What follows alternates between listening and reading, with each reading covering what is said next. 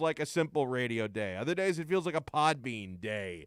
And they all work fantastic. So you can listen to us on a jog, on the go, in your car. You can pull us up through the Bluetooth and blast us through your speakers. Hot tip, sounds a lot clearer than AM radio. I got to tell you that. When I was listening up on the way up, I caught the end of Kai's Corner and I caught the onside zone. It sounds great going through the speakers of your car, man. It sounds fantastic.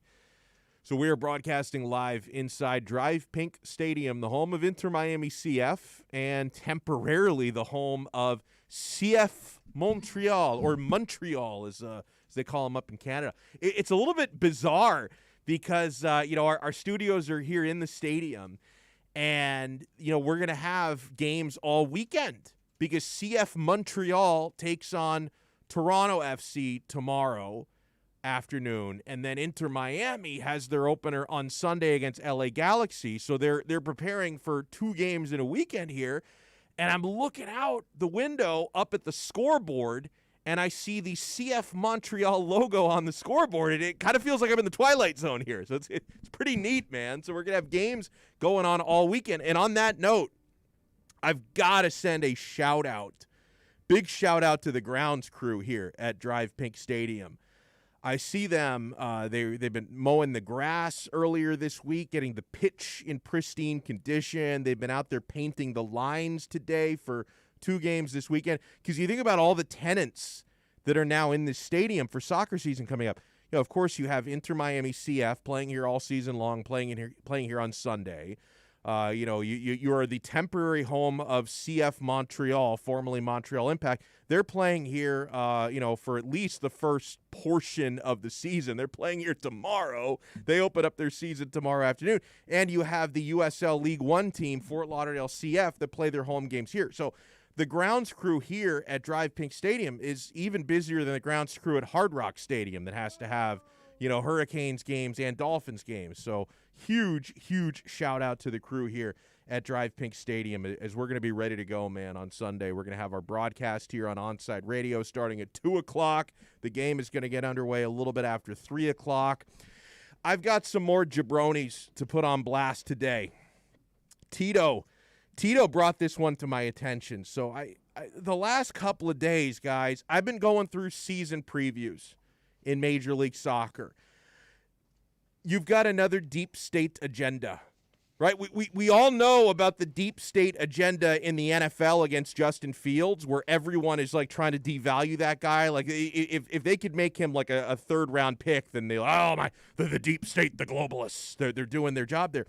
There is a deep state agenda against Inter Miami CF. The MLS establishment, they do not like the glamour and the flashiness of the Miami market. They do not like the fact that you have an owner who's willing to actually spend and invest in Jorge Mas, and the fact that you have a global icon like David Beckham, who is part of this ownership group and a really important executive here for this squad. So I see the way that the MLS Soccer Bro media is always trying to take down and discredit Inter Miami CF. And listen, they took a lot of lumps last year. They finished last season 10th in the East, and, they snuck into an extended playoff field. I'm not saying that last year was great, all right? But I will tell you, they can, and I expect them to do much better in their second year because the squad has gotten better. The squad has gotten better.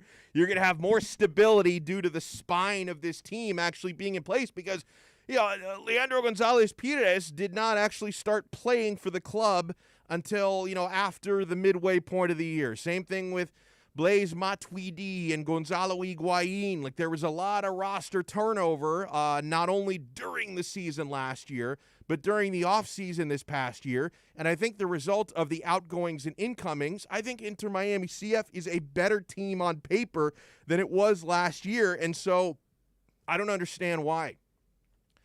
I see so many of these national previews. MLSsoccer.com. I don't know. There was some horseshit website that had like a preview expecting them to be like 11th in the East that we talked about yesterday. I don't even want to give those losers the publicity of sending out their name again. But then today, Tito, you sent me something from ESPN.com where they gave their Eastern Conference preview, and here's what they have to say about Inter Miami, okay?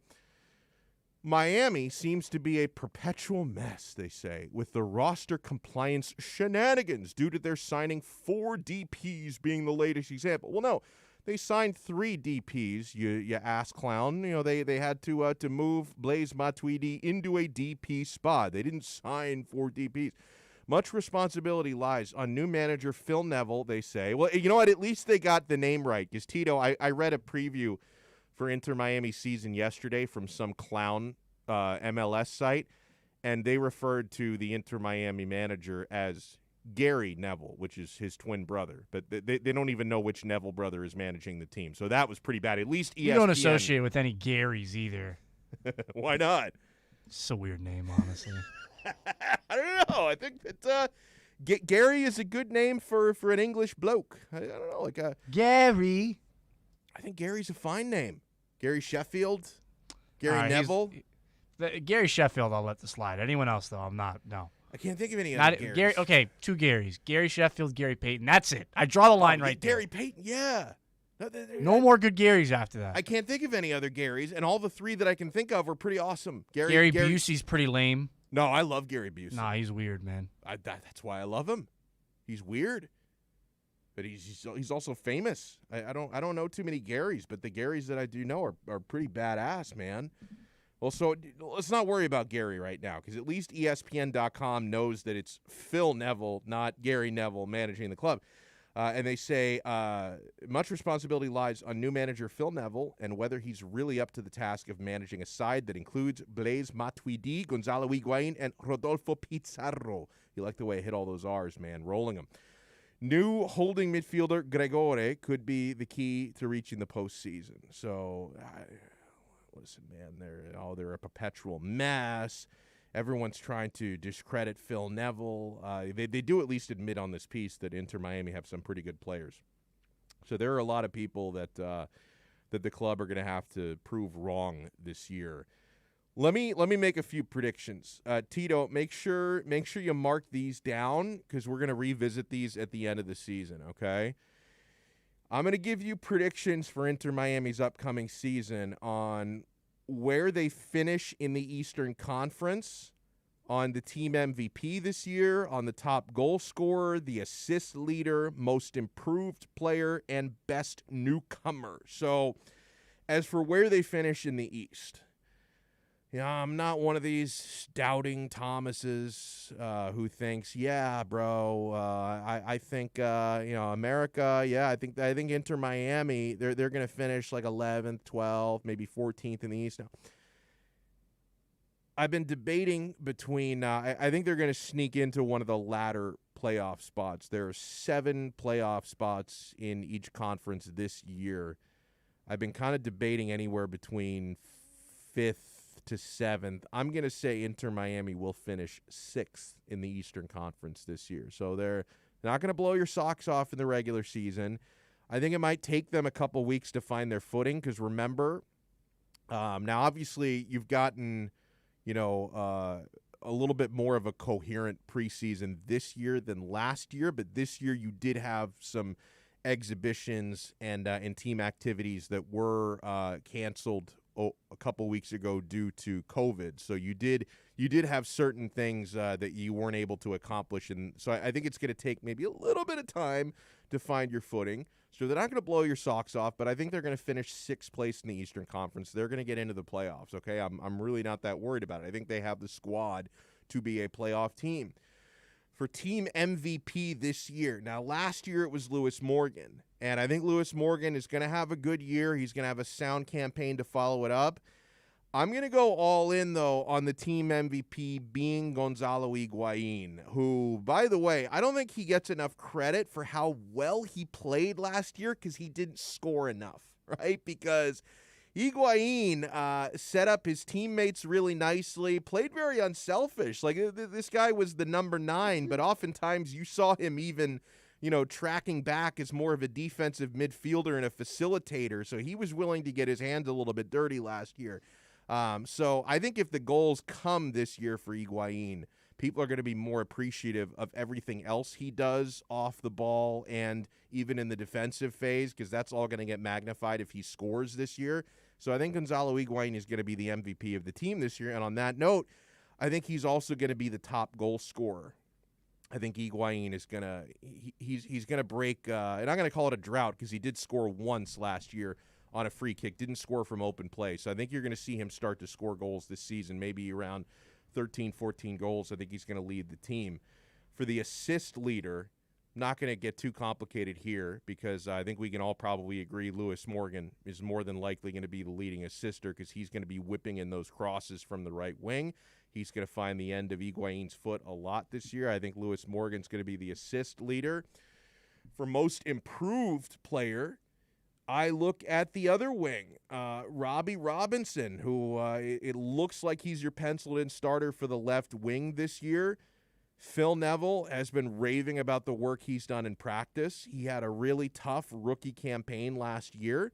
Actually had a decent start the first 2 games before the COVID hiatus, and then after COVID, nothing really went right for him. You know, he had to leave the Orlando bubble due to personal reasons, and then just had a hard time kind of reintegrating with the squad after that.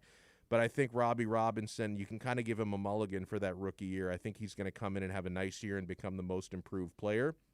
And for best newcomer, you certainly have options there, even at the fullback positions with Leardam coming in on the right, Jovan Jones, and then Kieran Gibbs will be here later on the left wing. You're going to have a new goalkeeper coming in as well. But I'm going to buy into the Gregore hype, and I'm going to say that Gregore is going to form a really nice holding midfield partnership with Blaise Matuidi, and that he's going to be, a real upgrade over, the other midfield options you had last year. And I think Gregore is going to be the newcomer of the season. So, I'm excited to talk some MLS soccer. We'll talk a little Champions League as well. In the 5 o'clock hour, Grant Wall of Football with Grant Wall is going to join us. We're going to cover a lot of ground with Grant. Tito, are you offended at all by some of the terms that are getting thrown out for the Champions League semifinal round coming up between PSG and your beloved Man City? What terms are being thrown around? Well, a couple off the top of my head. El Plástico, in honor of the fans of the two clubs. And my personal favorite, the Oil Rumble. That's pretty good, actually. That's pretty good. Both ownership. Right. I can laugh when it's a joke. That's a good joke. All right. Plastic Rumble, lame. Second one, that's funny. That's funny. Oh man. Donna, it's so funny because City's never been in the semifinal before, and all these teams that wanted to rail against City. Oh, they've never done anything in Champions League. They've never done anything in Champions League, and now City's a game away from potentially winning Champions League. Well, one thing that's a little puzzling to me, because a lot of times when people are bantering City, they'll be like, "Oh, well, Pep Guardiola never wins anything in Europe." But didn't he win Champions League with Barca? He did.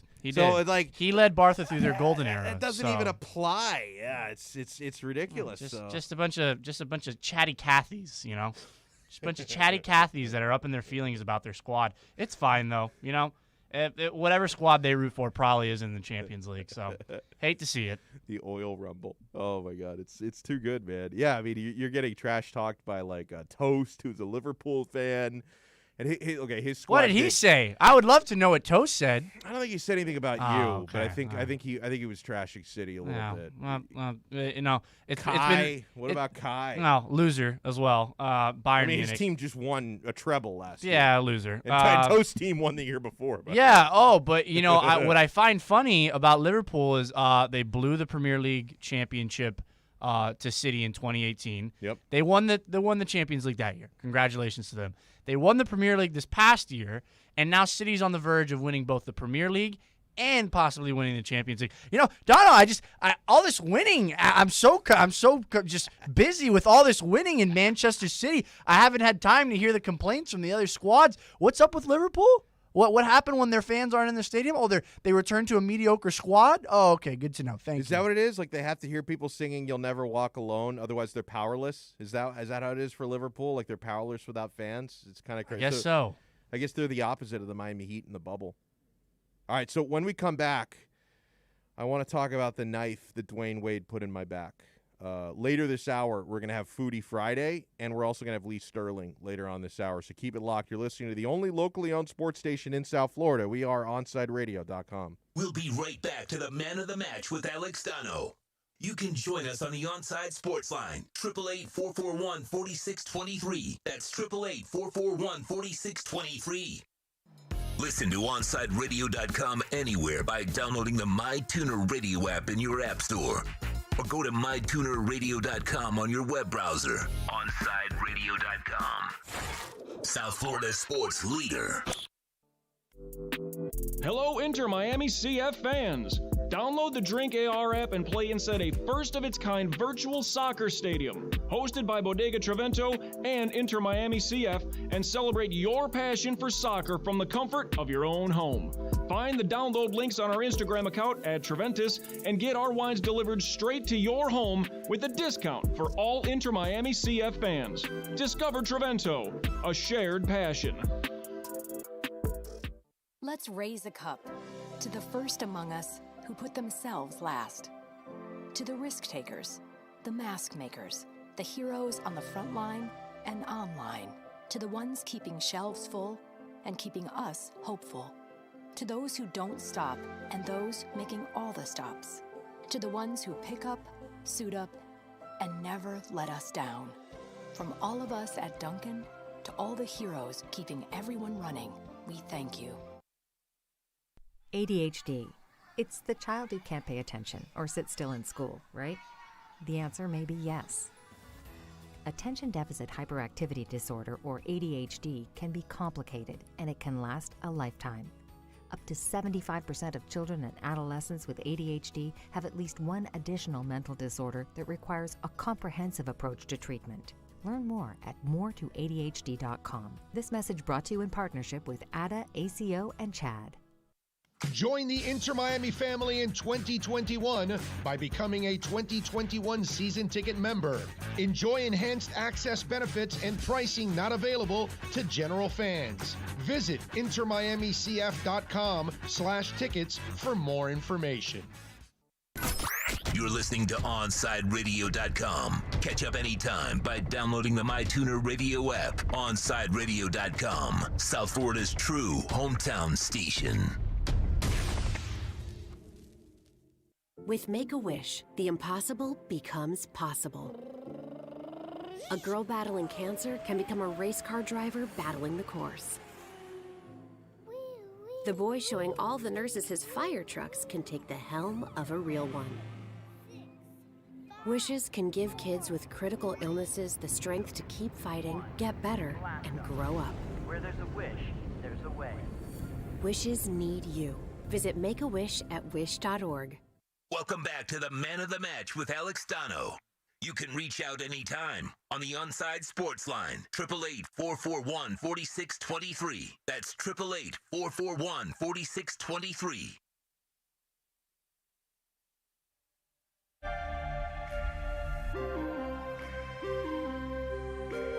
Perspective I'm about to give you is not going to be popular.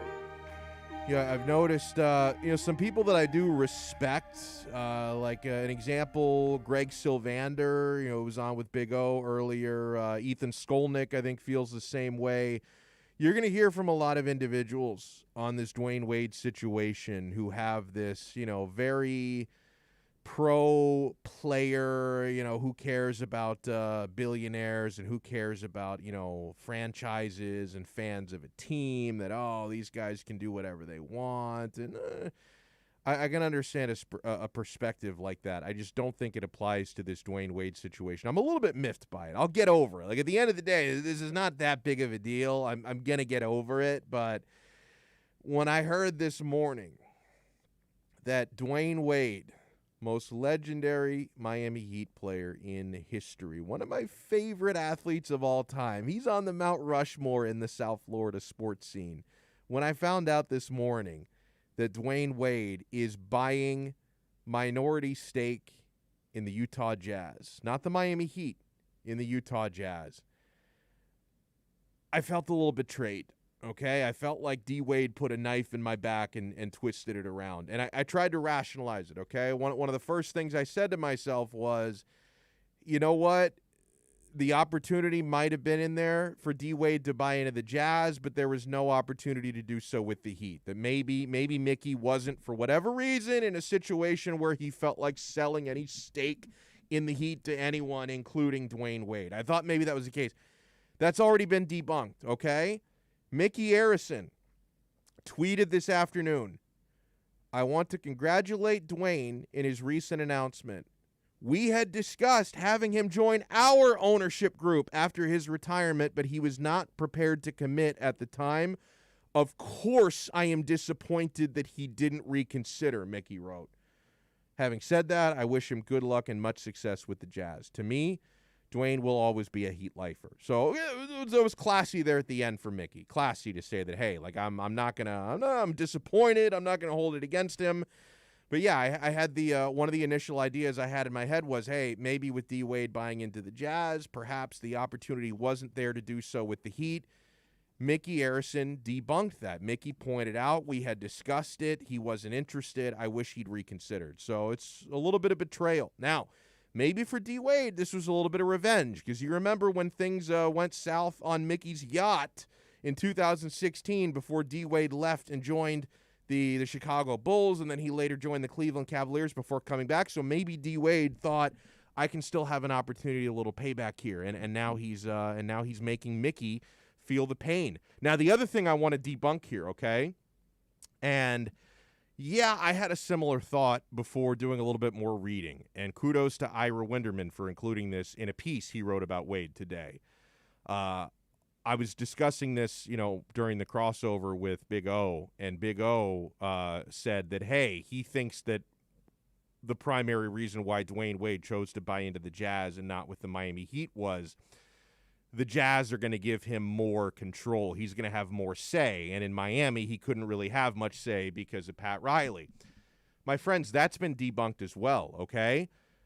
So let me read you an excerpt of Ira Winderman's piece here. Wade, 39, joins former Heat center Shaquille O'Neal, whose number has also been retired by the Heat, with an ownership stake in another team. O'Neal holds a stake with the Sacramento Kings. Quote, we don't need to read Wade's quote. Let me skip ahead here. Ira writes, however, under NBA rules, as with O'Neal and Hill with their similar roles with TNT broadcasts, Wade cannot be involved in day-to-day operations with the Jazz while also serving as an NBA broadcaster. He does, however, now become bound by NBA anti-tampering rules, which could impact his Heat interactions and comments going forward. So, Tito, what am I missing here? Because, again, a couple thoughts that people have to justify Dwayne Wade's betrayal. The first of those thoughts is, hey, maybe he didn't have a chance to buy into the Heat, so he had to buy into the Jazz. Mickey Arison debunked that. So that's out the window. The other idea was, hey, Dwayne Wade wants to be very active with the Utah Jazz, and maybe he wouldn't have that chance here with the Heat. That was debunked by Ira Winderman. Ira points out Dwayne Wade, due to tampering rules, he cannot take an active role with the Jazz. He's just going to let his money grow. So what's left? Okay, he's married to Gabrielle Union. They live in Los Angeles. Another piece of betrayal because he left South Florida to go to L.A.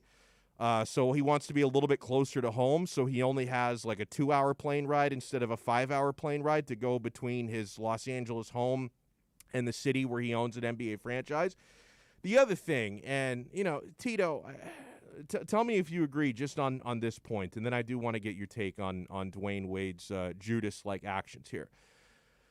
Don't you think that Mickey and Pat would have given Dwayne some sort of say and influence? Like, he's not taking Riley's job, I get that, but it's not like Dwayne Wade is going, buying into the Utah Jazz to become their general manager. Like, what, he wants a little influence in the front office. You don't think Mickey would have given that to him? Like, you don't think Mickey and Pat would have given Dwayne Wade some kind of influence? And again, it's not like he'd be taking Pat's job, but I would venture to guess that Mickey and Pat would have given Dwayne Wade the same sort of influence in the Heat front office that he would be getting with the Jazz. So I'm calling shenanigans on that. Yeah, I'm with you on that, because I kind of feel like if it's going to be, let's say Wade moves on from the TNT gig, right? Like he moves into an official ownership stake with the Utah Jazz, for that matter.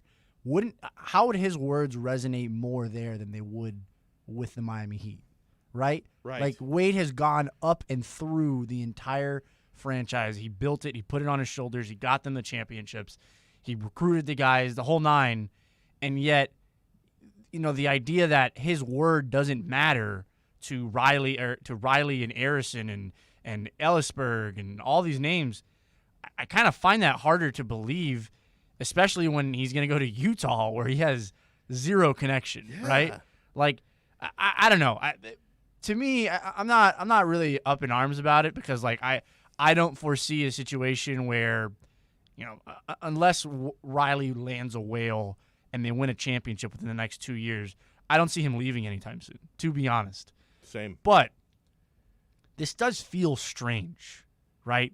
This does feel like there's something there that led to this decision because, like you're saying, Arison kind of aired him out to a degree, right? Like, I almost feel like if I'm Dwayne, I'm kind of upset that Arison tweeted that. Now, if I'm Mickey, I'd probably feel the same way about Dwayne. Why are you signing with them? Let me say something here, Tito. If Mickey Arison has any balls, he's going to get Karl Malone to buy a piece of the Miami Heat. Double revenge. Mickey gets revenge on Wade for buying into Utah. And how do you think Karl Malone feels right now? They're the most legendary player in the history of the Jazz franchise. They're selling steak to Dwayne Wade, not to Karl Malone. Karl Malone, get your ass on a jet. Malone liked to drive those semi-trucks. Get in one of those semi-trucks, Karl. Drive right on down I-95. Drive right down Biscayne Boulevard. Don't drive on Dwayne Wade. You know what, Tito? Maybe Dwayne Wade was upset that when they made a street, they named a street after him. It's basically an alley. Like, he probably wanted Biscayne Boulevard. It's true. Yeah. Because the Dwayne Wade is it called Dwayne Wade Avenue? I think, isn't it Wade Boulevard? Whatever it is, like it's not real, right? It's like a half block that leads to a dumpster. Like, it's an alley. Like, it's on a street, dude. Like, Don Shula has an expressway. Dan Marino has the road that goes, in front of Hard Rock Stadium. So Wade's frustrations are with the zoning and traffic laws. Those people. They essentially named a dumpster after him. Yeah. That's all they did. Okay. So sorry, Dwayne. I mean, I want Biscayne Boulevard to be Dwayne Wade Boulevard. I mean, there's nothing Biscayne about it. Well, now we might name it Karl Malone Drive. Payback. I think we doubled down. All right. I think we doubled down here. I think we get LeBron to get ownership stake in the Heat when he retires, right? Oh, man. Yeah. Oh, that would be something. The guy you recruited, the guy who really won us 2 championships okay. All right. Here's the better thing yet, Donno. Statue? Oh, that's on hold, my friend. Yeah, no statue. Dwayne Wade's statue's on hold until further notice. I would hold the jersey retirement as well. I think that already happened, though. It did? Yeah. Oh, crap, that's right. Yeah, it did. Take it down. Take it down. Yeah, you're right. The jersey retirement did happen. Take it down. Give Tyler Hero number 3. Hang Chalmers' jersey up there where Dwayne. Okay, but that's a separate but equal point here, Donno. Okay, like it should be up there already. All right. Yeah, I was talking with my fiance yesterday, and she brought up Darren Williams for some reason. And I said, you know what Darren Williams' claim to fame is? You know why people remember Darren Williams? Because in Game 2 of the 2014 Eastern Conference Semis, he scored 0 points against the Heat. All right? Yeah. He scored 0 points against the Heat. I remember that. You know who put the clamps on him? Mario Chalmers put the clamps on Darren Williams. All right? I just want to remind people before we have to hit the break here. So Dwayne Wade has nothing. Like the only argument he has is shorter flight from LA to Utah because he was offered ownership stake from Mickey. He can't even have a day-to-day role in Utah because of his role in TNT. So there's nothing. Judas, Benedict Arnold, Benedict Wade. Foodie Friday, when we come back, we'll get to our Foodie Friday today. Our power ranking of favorite cuts of steak is coming your way next right here on your home for Inter Miami CF fans all over the world, OnSideRadio.com. We'll be right back to the man of the match with Alex Donno. You can join us on the Onside Sports Line, 888-441-4623. That's 888-441-4623. Onside Radio, the only choice for the South Florida sports fan. Listen to every Inter-Miami CF match on your home for La Rosa Negra, OnsideRadio.com. Catch us every day on the MyTuner Radio app.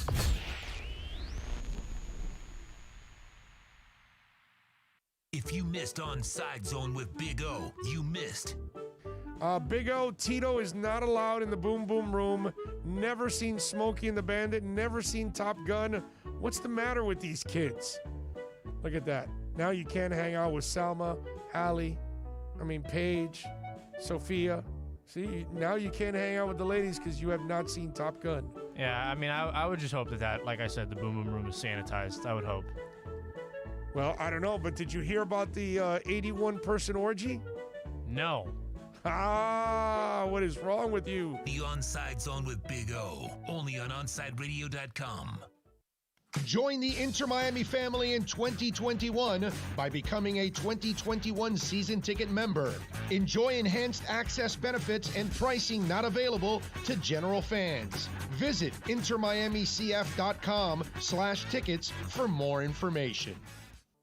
Parents, we know we can't protect our kids from everything. Eventually, they're going to bump their heads or scrape their knees. But we can protect them from 6 types of cancer. HPV, or human papillomavirus, is a common, preventable virus that can cause cancer later in life. The HPV vaccine prevents human papillomavirus and all the cancers it can cause. The American Cancer Society recommends getting your sons and daughters the HPV vaccine starting at age 9 to protect them later in life. He has an overbite that makes him look like a cartoon character, a slightly crooked eye, and an uncommonly wrinkly neck. In the right light, he can look a little like a garden gnome, and he'll wear a bow tie just because. Sure, you might call him a little quirky, but that's exactly what makes him so perfect. Tuna is a 3-year-old Chihuahua Dachshund mix with more than 700,000 followers on Instagram, and it all started because he was adopted. You can't buy a best friend like Tuna, but you can adopt one. Help us save them all at bestfriends.org. Keeping you informed in the world of sports.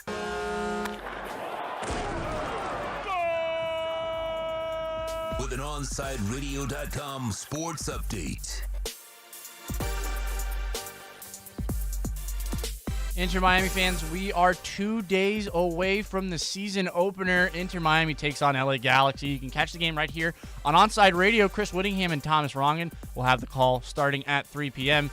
Big O and Alex Donno will get you started at pregame at 2 p.m. right here for the Onside Radio pregame show. Miami Marlins, they take 3 of 4 against the Braves. They did lose yesterday 7-6 in extra innings. Tonight, they welcome to Lone Depot Park the San Francisco Giants. Daniel Castano on the mound for the Fish. Florida Panthers lose in overtime to the Tampa Bay Lightning. They lose 3-2. They'll remain in Tampa for another game Saturday. Puck drop slated for 7 p.m. And Miami Heat taking on the Minnesota Timberwolves tonight. Tip-off is slated for 8 p.m. With your Onside Sports update, I'm Tito Bonacci. Coming up next, it's more of the Man of the Match with Alex Donno right here on OnsideRadio.com.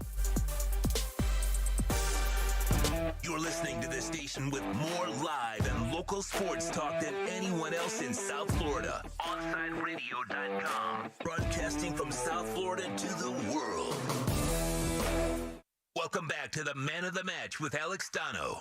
You can reach out anytime on the Onside Sports Line, 888-441-4623. That's 888-441-4623.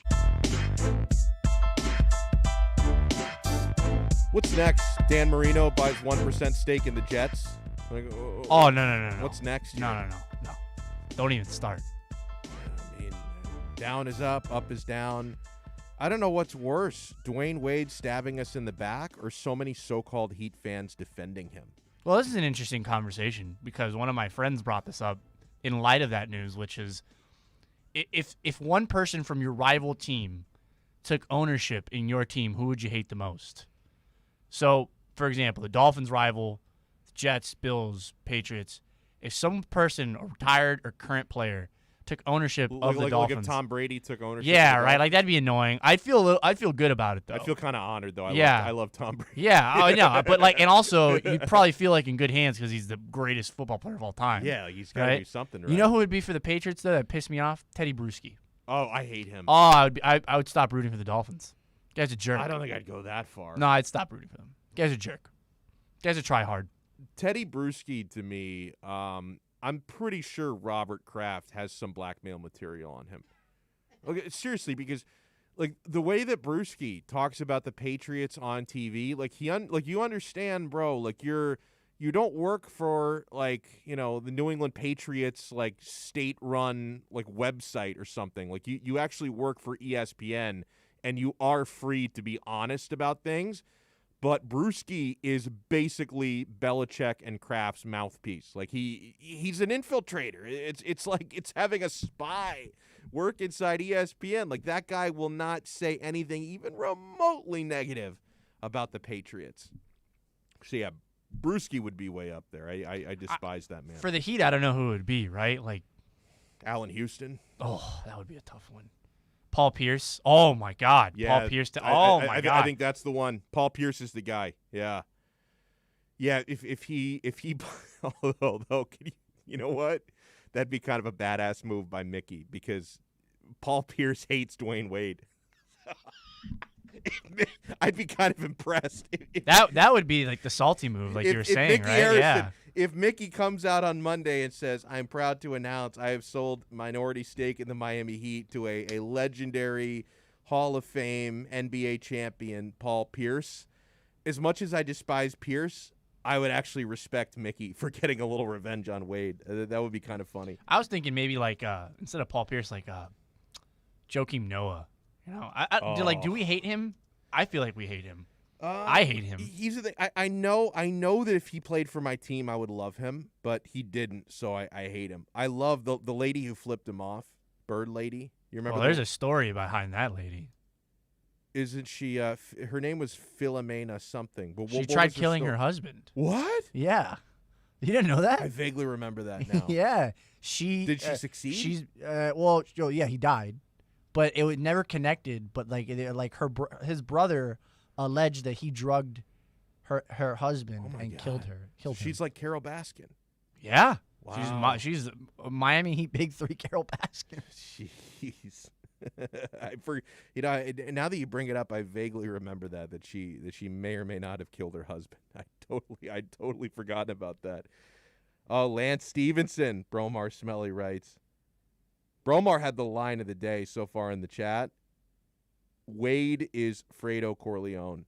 That is the line of the day, man. And by the way, hello and a huge shout out to everyone watching us live on YouTube. Make sure if you look, if you go to YouTube, youtube.com on your computer, YouTube app on your smartphone or your tablet, search for Onside Radio. Be sure you subscribe to our station. Hit the subscribe button. Turn the alerts on so you know when we're live on the air. When a show goes live, you'll see it. You'll get a little notification. And once you're in there watching and chatting with us live, smash that like button. Hit the thumbs up button because the more likes we get, the more the video gets pumped out to other people's timelines. We can spread the word of Onside Radio. So a huge hello, good afternoon to Andy in Scotland who's listening. He usually doesn't get in this early. Hello, Andy. Herman, Bromar, Gus, Enrique. That's all for the chat so far. I think Marla has been texting us. Hello, everyone. All right, so I teased Foodie Friday. I want to give it more time, so we're going to talk about it at 4 because coming up next, we're going to get our bets for the weekend, my friends. Get ready to make some money. A couple people were asking me on Twitter, what time is Lee Sterling coming on? You're in luck. He's coming on next, my friends. We're going to get our picks for the weekend from Lee Sterling from ParamountSports.com when we come back here on Onside Radio. Hey, Miami Dolphins fans, join us for OnsideRadio.com's NFL Draft Party at Sports Grill in Miami at 11481 Southwest 40th Street. That's Bird Road. Join Big O and myself for this 2-night event starting Thursday, April 29th at 7:30 and Friday, day 2 at 6:30 p.m. Drink and food specials, giveaways, and the best damn draft party in South Florida. Join us for a 2-night event as OnsideRadio.com and Sports Grill in Bird Road bring you the best NFL draft party on the planet. We'll be right back to the Man of the Match with Alex Donno. You can join us on the Onside Sports Line, 888-441-4623. That's 888-441-4623. You're listening to the only sports station in South Florida that likes to take your calls. 888-441-4623. We connect with a South Florida sports fan because we are South Florida. Locally owned and operated. 888-441-4623. OnSideRadio.com. South Florida's home for real sports talk. You can connect with us at OnSideRadio.com by sending us a text at 844-416-8123. Save it on your cell phone, 844-416-8123. No better place to send your comments, ask questions, win prizes. OnSideRadio.com, the only choice for the South Florida sports fan. For over 20 years, Mr. Glass has been committed to the safety and satisfaction of our clients. Our products are the culmination of innovative engineering, aesthetic appeal, and the highest levels of quality. Through our legacy, Mr. Glass strives to impart the true meaning of quality, service, and sustainability to new generations. Reputation, experience, and trust is why clients choose Mr. Glass. Live the future now. Locate a dealer near you today. At Baptist Health, we are ready to serve, to treat, to safely proceed with your procedure. We're ready for ER visits and office visits with skilled surgeons, advanced medicine, and multidisciplinary teams. We're ready for new arrivals and new recoveries. We are ready. We're ready to diagnose, treat, and manage anything that comes our way with exceptional care and comfort. With the same preparedness and compassion you've come to expect from Baptist Health. And we are ready. We're ready. We're ready to care for you. Big O for M&S Air Conditioning. You know, air quality in your home and business is more important than ever. That's why you've got to call M&S Air Conditioning and let them install a high-efficiency polarized air filter in your AC unit. Folks, it attracts, captures, and destroys biological contaminants to improve your air quality. With stellar customer service, answering your call from 7:30 a.m. till 9 o'clock p.m. For more info on high-efficiency air filters and their preventative maintenance plans, visit M&S Air Conditioning at ac-florida.com. You're listening to the station with more live and local sports talk than anyone else in South Florida. OnSideRadio.com. Broadcasting from South Florida to the world. Big news, Miami fans! Body Armor is proud to be the new official sports drink of Major League Soccer and Inter Miami CF. It doesn't matter if you're a player or a fan, Body Armor sports drink will hydrate you with potassium-packed electrolytes, antioxidants, and no artificial sweeteners, flavors, or dyes. Whether you're at home or in the starting lineup, Body Armor sports drink will hydrate you from kickoff to the final whistle. Body Armor, now the official sports drink of Inter Miami CF, available at your local Publix. You're listening to the only sports station in South Florida that likes to take your calls. 888-441-4623. We connect with a South Florida sports fan because we are South Florida. Locally owned and operated. 888-441-4623. OnSideRadio.com. South Florida's home for real sports talk. Welcome back to the Man of the Match with Alex Donno. You can reach out anytime on the Onside Sports Line, 888-441-4623. That's 888-441-4623.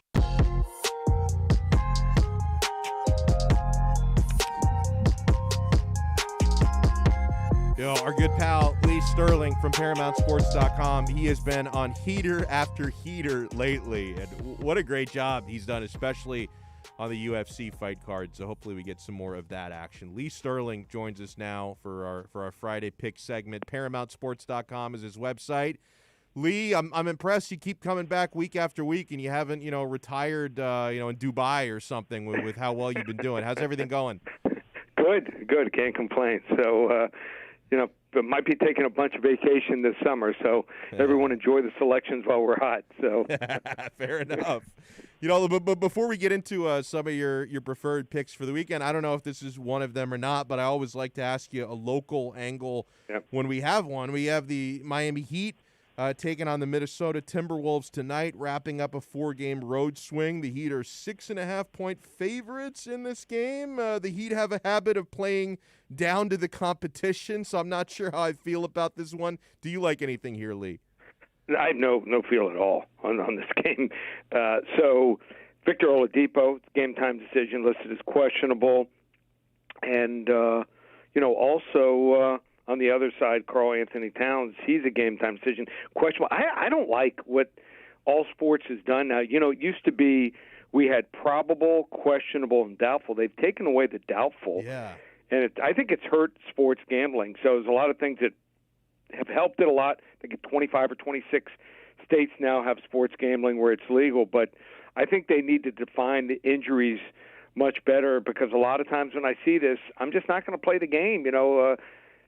Oladipo, as we can tell, is very important, I think, to any success the Heat's going to have going forward. Without him, if you watch the last couple nights, I mean, they just aren't good enough to beat the good teams.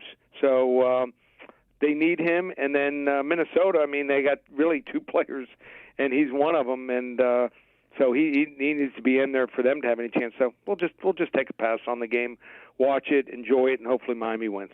By the way, before we get into your picks, any thought on, I know that there's been some buzz on the local papers this week about maybe a push for the rest of the month to get legalized sports betting in Florida. I'm not really that optimistic because of how long they've been working on it and nothing's come out of it. Do you think that legalization in Florida may be on the horizon here soon?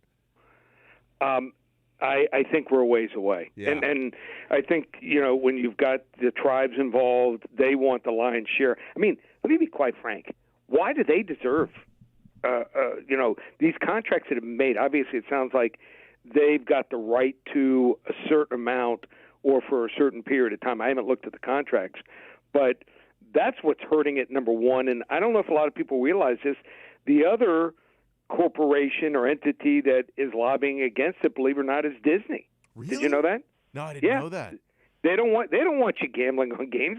They want you at their properties and watching, their channel on TV. God, does this mean I'm boycotting Disney now? This is like I feel like I'm part of cancel culture all of a sudden. I got to boycott Disney. Got to do what you got to do, I want to be able to. Yeah, I've got some offshore outs, quite a few, but I want to be able to go to a game and wager legally on my phone or on the computer. I'd love to see it be legalized in the state of Florida. So there's a lot of people, a lot of hands, in the cookie jar. Whenever you got lobbyists, whenever you got politicians involved, everyone wants their cut and they want to lobby for what helps them, and that's the biggest problem. I do think that eventually we will see it legal, but here in Texas, we're still a ways away. The only state where it's not going to happen is Utah. So, and the funniest story I have to tell you. So I do a podcast called Locked On Bets, and it was originally started out of Utah, and the owner, David Locke, he's the play-by-play guy for the Utah Jazz, started the whole network, and I've done some shows there over the time. I have to tell you, more people bet in Utah per capita than probably all those cities out west. Really? So, yeah. I always laugh. I mean, the hypocrisy of it. I see more emails, the end of their email, that they belong to the Church of the Latter-day Saints. So I just I giggle and I laugh. So how many politicians, have you seen? They say that they were set up and this and that, and so they like to gamble. I can tell you that, just like the rest of us. That is great. All right, so they just do it. They just do it. A little more under the table. Yeah, they do it in the shadows. So right in the shadows. What do you like this weekend, Lee? Okay, so I like a couple NBA games tonight. I like the Memphis Grizzlies. They are on the road. They're taking on Chicago. Chicago's without Zach LaVine. And how important is he? I want you to take a guess. How many points do you think he averages a game, LaVine? Oh, 23. Okay, so I thought 20, 21, 22. Yeah. Averages 27.5 points. Whoa. They were bad without him. I mean, really bad. With him, it's a disaster. So I think Memphis has found themselves. How bad is Chicago as a home underdog? against a team with a winning record, 17-37 last couple years. So they're horrific as a home dog. We'll take Memphis. We'll lay the 3.5. Also, we have the Dallas Mavericks. They're at home and they're laying 4 points here, 4.5, and they're taking on the Knicks. So they played on April 2nd, and they won in New York. And New York tried to slow down the game against Dallas. Dallas won 99-86. So that didn't work. So they know that won't work. So they're going to go to Dallas. I think they're going to try to run with them, which is an even bigger mistake. I don't think Dallas is a playoff team, but during the regular season, they can run teams like the Knicks, I think, off their home floor. So we'll lay the points there. So we have two favorites, Dallas and also Memphis. And then what we have is we've got a couple fights going on. And all right, so here we go. So first one we're going to go here is this is a big selection. And we're going to take Abdul Razak Al-Hassan. And he's 10-3. He's taking on Jacob. I left out the nickname. He's Al-Hassan is Judo Thunder. Nice. He's taking on Jacob Mamba Malkoun, who's 4-1. So Al-Hassan's 10-3, has 7 UFC fights. Every single one of his fights, and all 10 of his wins were by first-round KO or TKO. Malkoun, 4-1, has all of 1 UFC fight. He was knocked out in 18 seconds by Phil Hawes. I think the only reason he's on this card is he trains with Robert Whittaker. I don't think he'll be around after this fight. I don't think he's much of a fighter. I think actually Al-Hassan's a good fighter. Just lost 2 fights against tough opponents. And I think he realizes if he loses, he could actually get cut. But he's a much different class here than Malkoun. I think it's like throwing here chum for the Sharks. So I'm going to wager on him. He is laying about 3-1. So I will have a wager on him there. But here's something that I call bet a little and win a lot. So you can bet on him to win. I'm going to do a 3-team parlay. Ooh. Win inside the distance. So all he has to do is not go to a decision. Win by a KO or TKO. That's how he wins every fight. And he wins in less than 1.5 rounds. That's 7.5 minutes. That 3-way parlay is plus 428. So for 100, pays $428. So nice return there. So I'll for every you want to put let's say 100 on it. Someone should put 300 to win 100 on. He's not losing this fight, and then also do a 3-way parlay if it hits. You're really going to cash in big. And then I've got one more fight. So all right, so we're going to go to the UFC in the heavyweight division in the 6th fight of the preliminaries, where a 40-year-old Juan L. Espino is facing 30-year-old Alexander King Kong Romanov. This is a fight I really did not want to see this early because I feel like they're giving one of their best prospects a loss. Perhaps it's due to Espino's age. Espino's season 20 tough winner is in only his 2nd fight in 3 years since returning from injury. And he's facing one of the most promising young heavyweights in the UFC. So in Romanov's last 2 fights, he absolutely ragdolled his first opponent and defeated his last opponent, Marcos Rogerio de Limo, by a forearm choke. Even though that forearm choke was very impressive, Romanov did slow down a little in the second, and he took some hard blows. So de Lima was hurt by being so much smaller, as was light heavyweight at some point. So both opponents here, however, were physically outmatched from the offset. So I think that's a good way to go there also. I love it. And hey, before we let you run, it's Foodie Friday, Lee. Do you have a favorite cut of steak? Well, what will you be enjoying after a 4-0 weekend? Well, here's the problem. In the past, I really have only been able to go out to I'm talking about top high-end steakhouses to find the steaks that I like. Can you go to I haven't been able to find Publix or Winn-Dixie or even some of the other high ends like supermarkets. Market or can you find a decent cut at all? It's hard. I mean, sometimes people know they're like a butcher or something. Usually Right. for me, like if I'm going to get a nice steak, it's a special occasion out at a nice restaurant. That's the way I look at it. Okay, so that's what I do. But I found a place. Actually, it's right across the street from my office called Meat and Bone. Oh.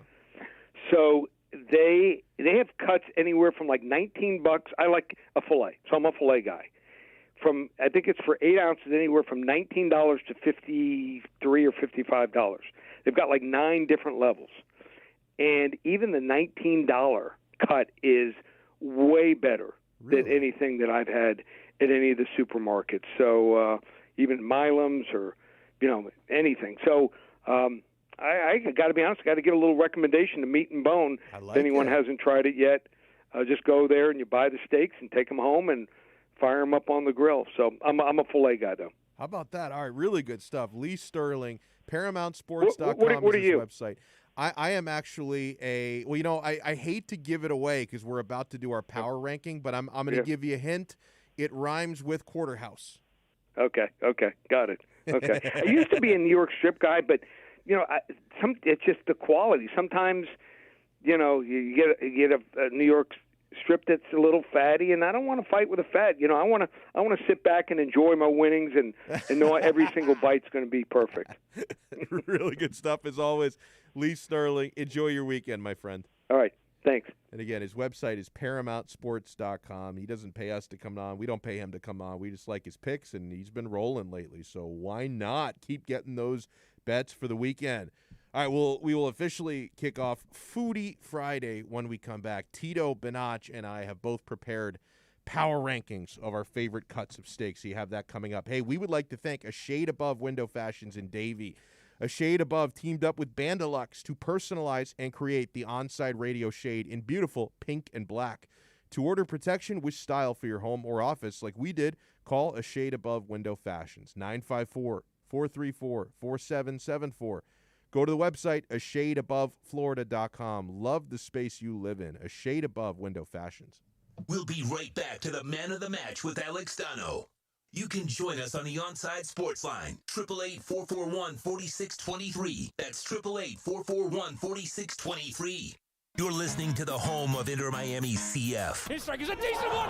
It's fired into the top right corner. Gonzalo Iguain opens his account for Inter Miami. OnsideRadio.com, where the passion for La Rosa Negra runs deep.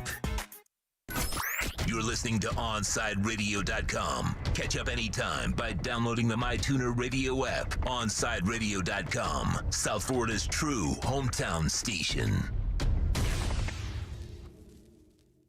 OnsideRadio.com knows gamers need a home. Can you dig it? That's why for the next 60 seconds, Can you count, suckers? here's your Onside Radio E-Report with Toast. A couple of esports companies made some noise on Wall Street yesterday. Esports Entertainment Group announced a new cryptocurrency-related platform, and a custom-built crypto mining application will be the first app launched. The platform will allow owners to utilize idle computer power to passively mine for Ethereum with the click of a button. The company's software algorithm will automatically evaluate the hardware of the gaming PC and mine when it's not in use for gaming. Stock symbol for them, GMBL. And congrats to Esports Technologies, Inc., as their shares blasted out of the gate yesterday and kept rising in volatile trading, as the Las Vegas-based online gambling company stock opened at more than triple the initial public offering price. Stock symbol for them, EBET. Happy gaming. Stay in touch in the world of gaming with the Onside Radio E-Report. You're listening to the station with more live and local sports talk than anyone else in South Florida. OnsideRadio.com. Broadcasting from South Florida to the world. Welcome back to the Man of the Match with Alex Donno. It's all yours. Just keep it right here. You can reach out anytime on the Onside Sports Line, 888-441-4623. That's 888-441-4623. Yeah, 4 o'clock hour of Man of the Match with Alex Donno. I'm Alex Donno with you guys for 2 more hours here on OnsideRadio.com. It's been a really busy and fun week. You know, we've talked a lot of Dolphins, Heat, the little Canes, a lot of Inter Miami CF. We got the season opener, which is also the home opener coming up on Sunday. That's going to be a lot of fun at 5 o'clock, so an hour from now. We're going to be joined by Grant Wall of Football with Grant Wall to talk more Inter Miami. And in about a half hour, we're going to be joined by Omar Kelly for our weekly Miami Dolphins and NFL Draft conversation. He's going to join us at 4:30 p.m., so that's going to be really good. Foodie Friday today. I wanted to give Tito a chance to hang around, and I want Alex's take on this as well. But Tito and I both prepared, at least I hope Tito prepared his. I know I prepared mine, a power ranking of the best cuts of steak.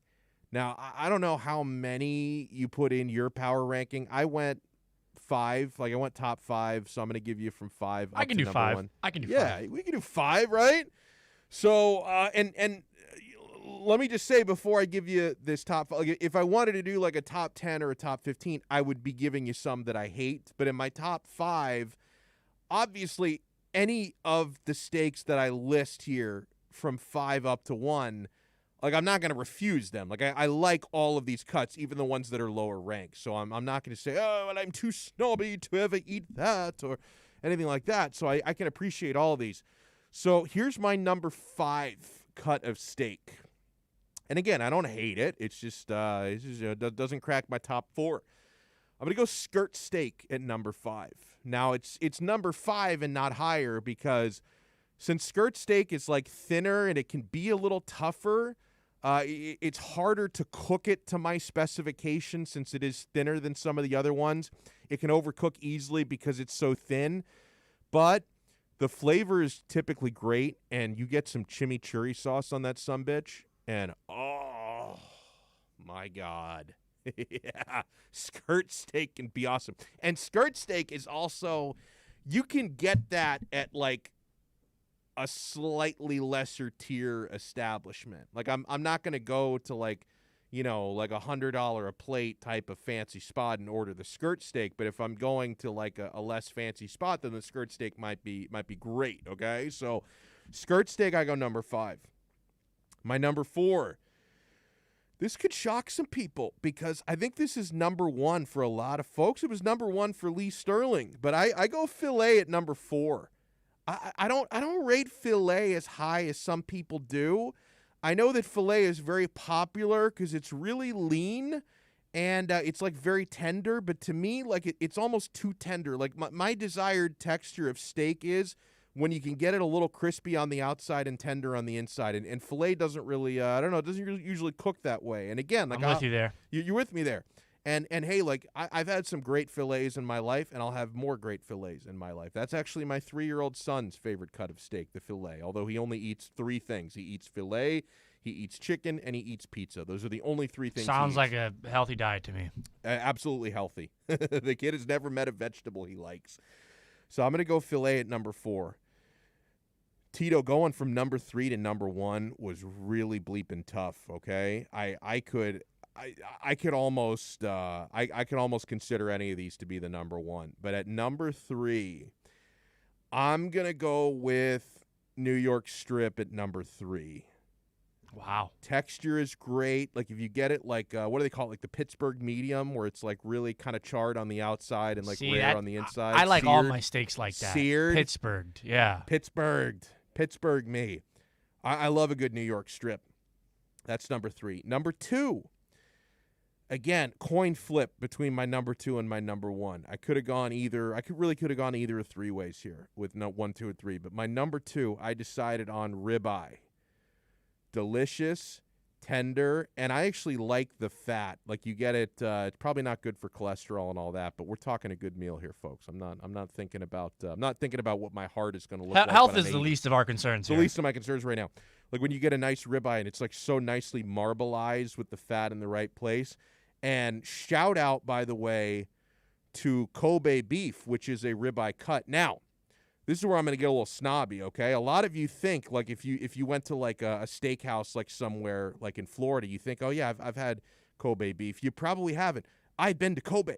I have been to Kobe, Japan, and I had Kobe steak. It was the only really expensive meal I had in Japan, because in Japan, most of the food is dirt cheap, but you get the beef in Kobe, and it's going to run you. It's going to run you a lot of yen, all right? but God, it was worth it. Like, Tito, you don't really even need a knife to eat Kobe steak. It's amazing. Like, it's so tender. It's so wonderful, and that's like, I would have just said Kobe for number one, but it's like, I don't know, it's so rare, so I'm not going to consider that a cut of steak. Yeah. So my number one, I give the edge to Porterhouse, because I think Porterhouse is like the best deal because you get a thick cut with both strip and tenderloin in the same cut of steak. So you're getting like the best of both worlds. You're getting a New York strip plus some filet in there. You get the bone. You get good thickness on it. I go Porterhouse number one because you get great bang for your buck with Porterhouse. What do you got, Tito? All right, so I have I want to say a relatively similar list, but I'm different. So I go Filet Mignon. I think it's, so you're kind of like me. you. I think it's a little bit of an overrated cut. It is. I think you're paying for the name more than you're paying for the actual quantity of meat that they give you. So great steak, but also in terms of preparation and making it yourself, quite a hassle. Yeah. Quite a hassle. That's true. So it's the longest basting process. It's the longest taking it off, putting it back on the pan or the grill for that matter. So Filet Mignon is my and I five. kind of feel like filet is like one of the rare steaks that's actually better on a pan than on a grill, I think. Right, yeah. It's it's actually way more difficult to make it on a grill. It is. So it is. Agreed with you there. Number 4, skirt steak. I'm with you. I'm a big Philly cheese steak fan, and skirt steak is that's how those are made, and I love it. I think it, like you said, it can be your cheap steak, but it still gets the job done. It does. And it's still very delicious. Yeah. So that's why I'm a big fan of that. Now here's where I get pretty dicey with my choices. Number 3, churrasco. Okay. I love Churrasco is so damn good. It is good. You can put that on a sandwich. You can have it straight up. And like you said earlier, with chimichurri sauce, oh my goodness, so damn good. I haven't had. I mean, I've had churrasco probably about 2-3 weeks ago, but nice, man. Every time it is absolutely amazing. Number 2, I'm gonna go regular ribeye. Oh, ribeye's great. Yeah, that was also my number 2. Yeah, ribeye to me is good because obviously a lot of meat. I'm a little annoyed by the amount of fat in a ribeye. It kind of upsets me. I kind of like it. Wait. If you look at it raw, like once it's cooked, you don't really notice it so much. Yeah. I mean, do you eat the fat of a steak? I do. Oh, I don't. Yeah. I do not. I think when the fat is nicely grilled and a little bit charred, it's good, man. I didn't start eating it until I was a grown up, but I don't know. I like it. I don't hate to admit it, but I like it. My fiance thinks I'm crazy for it. I don't eat the steak of a fat of a steak. Oh, interesting. I've grown up I was like, you don't do that. So I don't know. And then my number 1, and I don't think this comes as a surprise to you because I've talked about it always. New York strip steak, man. Look, it's hard to go wrong with that. When you Pittsburgh a New York strip steak at medium rare, and you get that garlic butter sauce just melting ever so slowly on top. Oh man, it is fantastic. And I'm gonna give a quick shout out because I know you and Lee were talking about butcher shops. I have a good friend who I believe Alex you may know, Georgie Lorenzo, who owns Lamello's Meat Market on US 1. Right off on South Dixie Highway. I believe it's on 98th and US 1, right before you get into Pinecrest. Excellent meat market. They've got the greatest cuts there.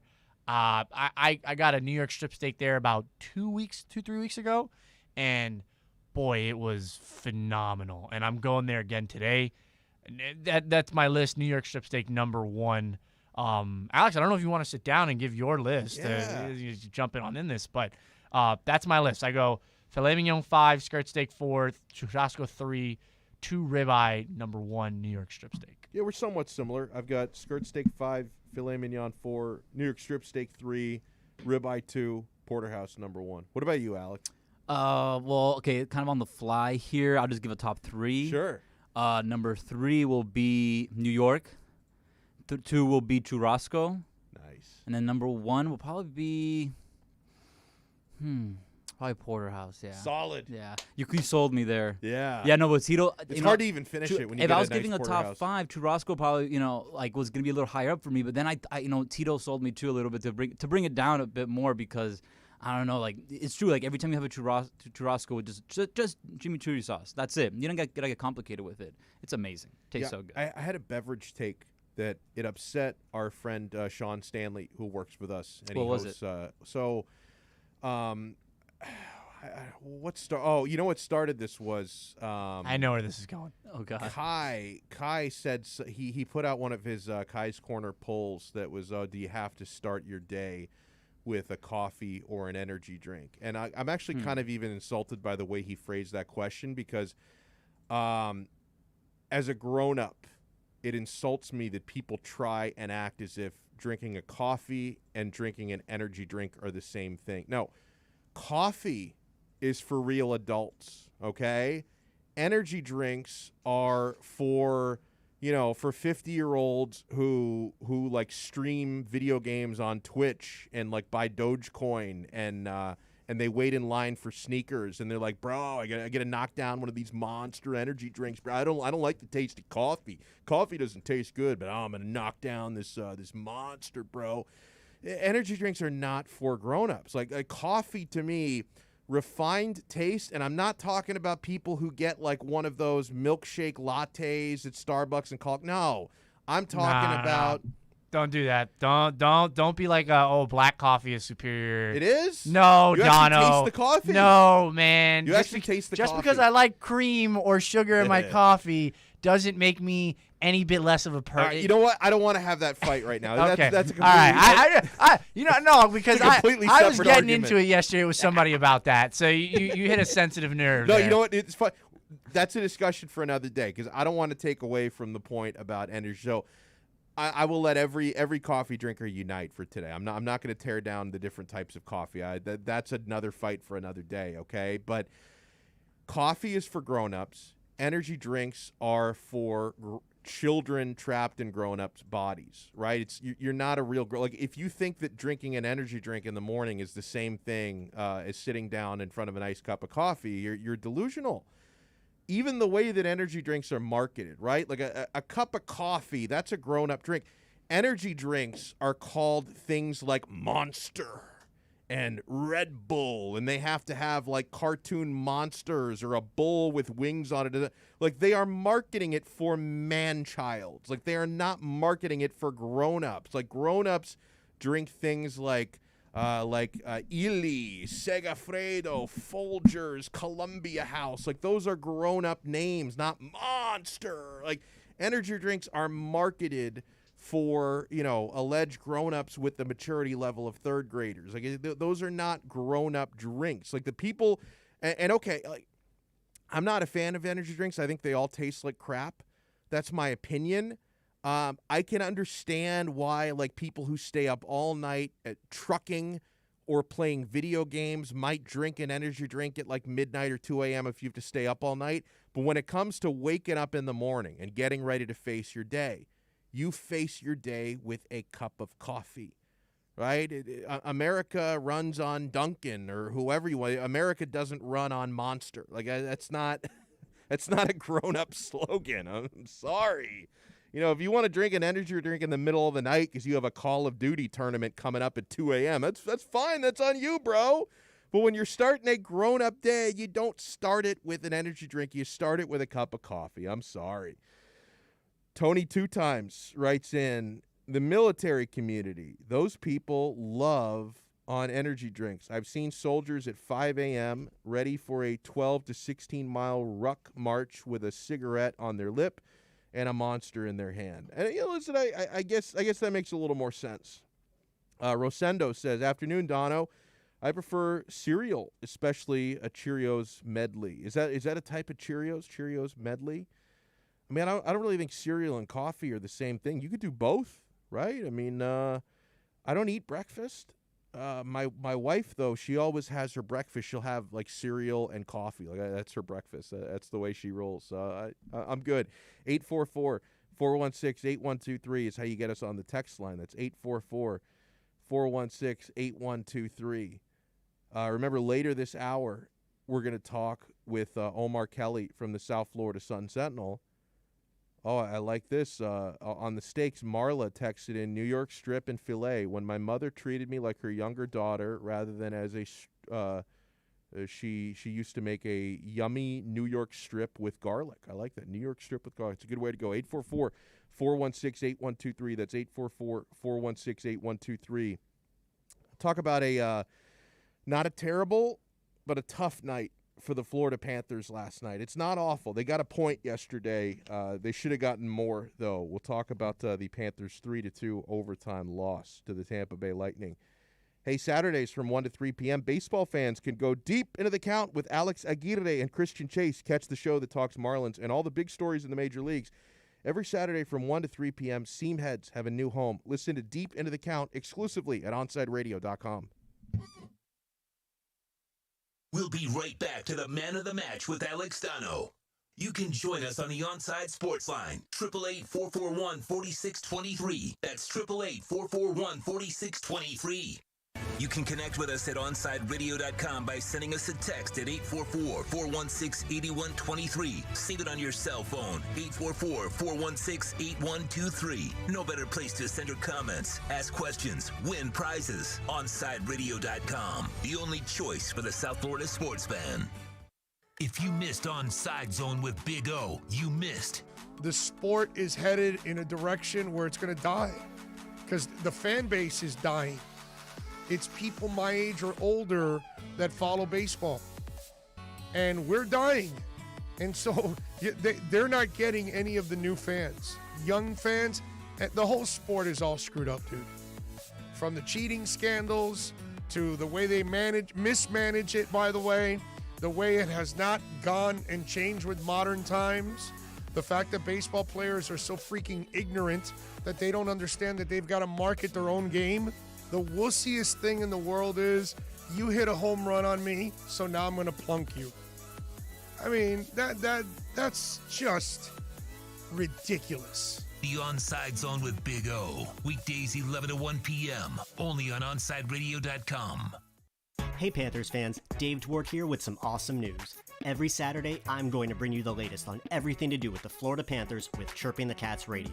Saturday mornings from 10 to 11 a.m., we'll dive into the state of the team, recap games, and hear from past and present Panthers players, and plenty of other great hockey guests too. Got questions about the Panthers? Call or text the show and we'll break it down. Don't miss Chirping the Cats Radio, Saturday mornings from 10 to 11 a.m., only on OnsideRadio.com. He has an overbite that makes him look like a cartoon character, a slightly crooked eye, and an uncommonly wrinkly neck. In the right light, he can look a little like a garden gnome, and he'll wear a bow tie just because. Sure, you might call him a little quirky, but that's exactly what makes him so perfect. Tuna is a 3-year-old Chihuahua Dachshund mix with more than 700,000 followers on Instagram, and it all started because he was adopted. You can't buy a best friend like Tuna, but you can adopt one. Help us save them all at bestfriends.org. ADHD. It's the child who can't pay attention or sit still in school, right? The answer may be yes. Attention Deficit Hyperactivity Disorder, or ADHD, can be complicated and it can last a lifetime. Living with a condition can sometimes be a challenge. It may take years to accept a formal diagnosis, and it's not always easy to find the right treatment plan. Did you know that up to 75% of children and adolescents with ADHD have at least one additional mental health condition that also requires a comprehensive approach to treatment? ADHD guidelines were recently updated to reflect the need to screen for associated disorders. Be sure to talk with your child's doctor about proper screening and visit moretoadhd.com for additional information. That's moretoadhd.com. This message has been brought to you in partnership with Adhd, ACO, and CHAD. Welcome back to the Man of the Match with Alex Donno. You can reach out anytime on the Onside Sports Line, 888-441-4623. That's 888-441-4623.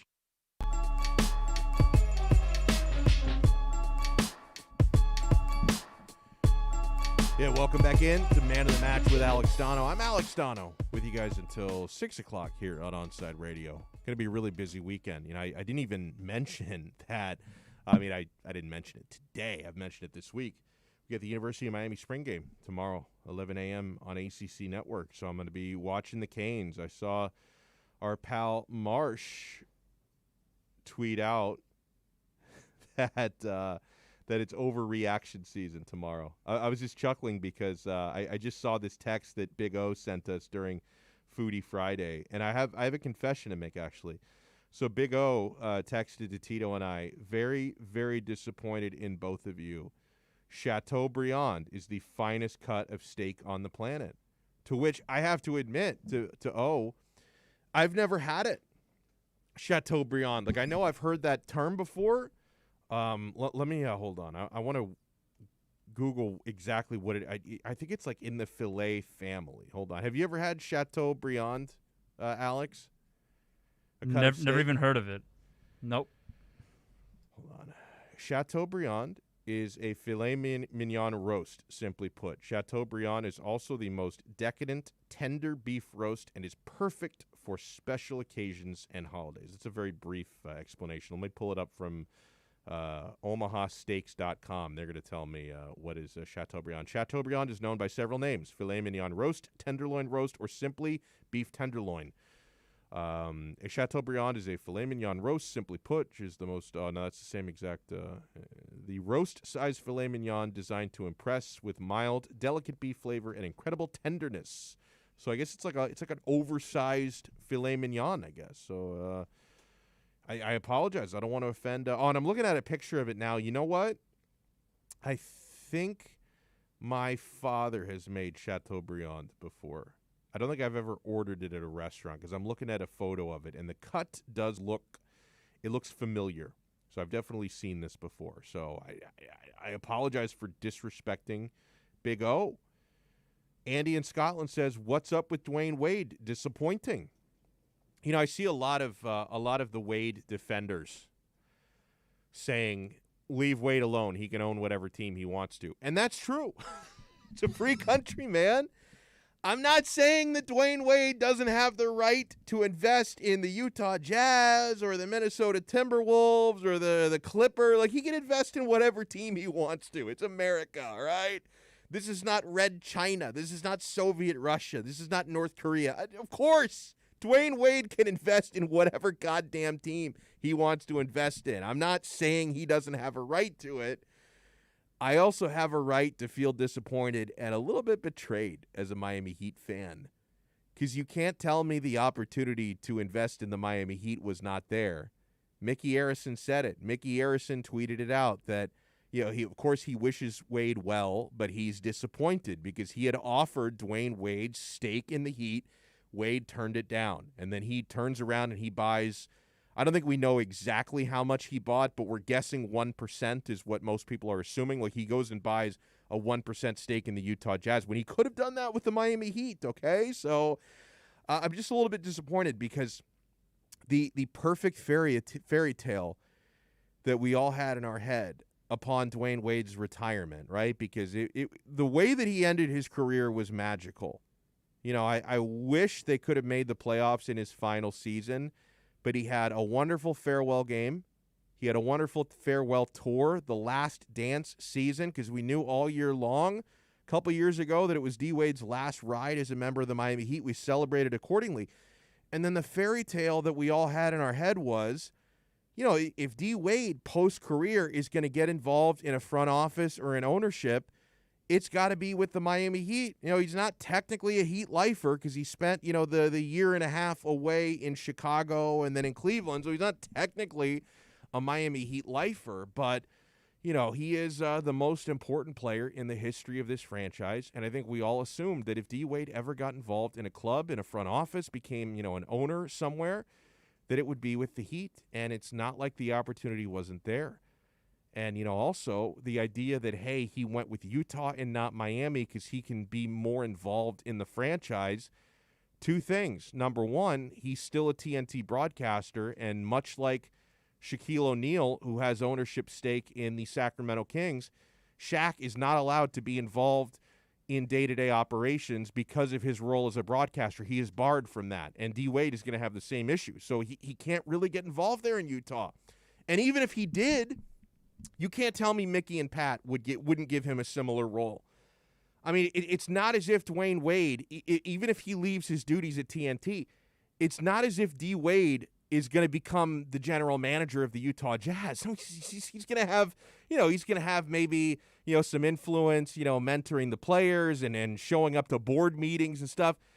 You're kidding yourself if you don't think Mickey Arison would have given him an actual active front office role here. You could do that without him stepping on Riley and Andy Ellsberg's toes, right? Because I don't think Dwayne Wade is going to, be the guy drafting players and signing free agents there in Utah. He wouldn't be that here either. But you can't tell me he wouldn't get an active role that he wanted here. So, Bromar Smelly writes, with the Wade move, Marino moves back up ahead of Wade as Miami's #1 sports figure. I think I agree with that. Has Wade been holding a grudge all this time, Rafa in Miami asks. The fact that Arison tweeted what he did makes me think that there is something else there. I had the same thought, honestly. If Mickey was 1,000% cool with Wade, like if the two of them had a great relationship, then Mickey doesn't tweet what he tweeted today. Now, I know part of it is that I think it was probably important for Mickey to make sure that every Heat fan knew the door was open here. Because my initial reaction was when I heard late morning today that Wade was buying into the Utah Jazz, my initial reaction was I was angry at Mickey. Because my reaction, like, why didn't Mickey give D. Wade the opportunity to buy in? And then I found out he did. So it was probably important for Mickey to tweet that out so that every Heat fan knew, hey, the door was open here, guys. I'm not the reason why Dwayne Wade didn't buy in here. But, yeah, also, I mean, if Mickey and Wade if there was nothing going on there, I don't think Mickey would have tweeted this. So here's what Mickey Arison tweeted for those who missed it. I want to congratulate Dwayne on his recent announcement.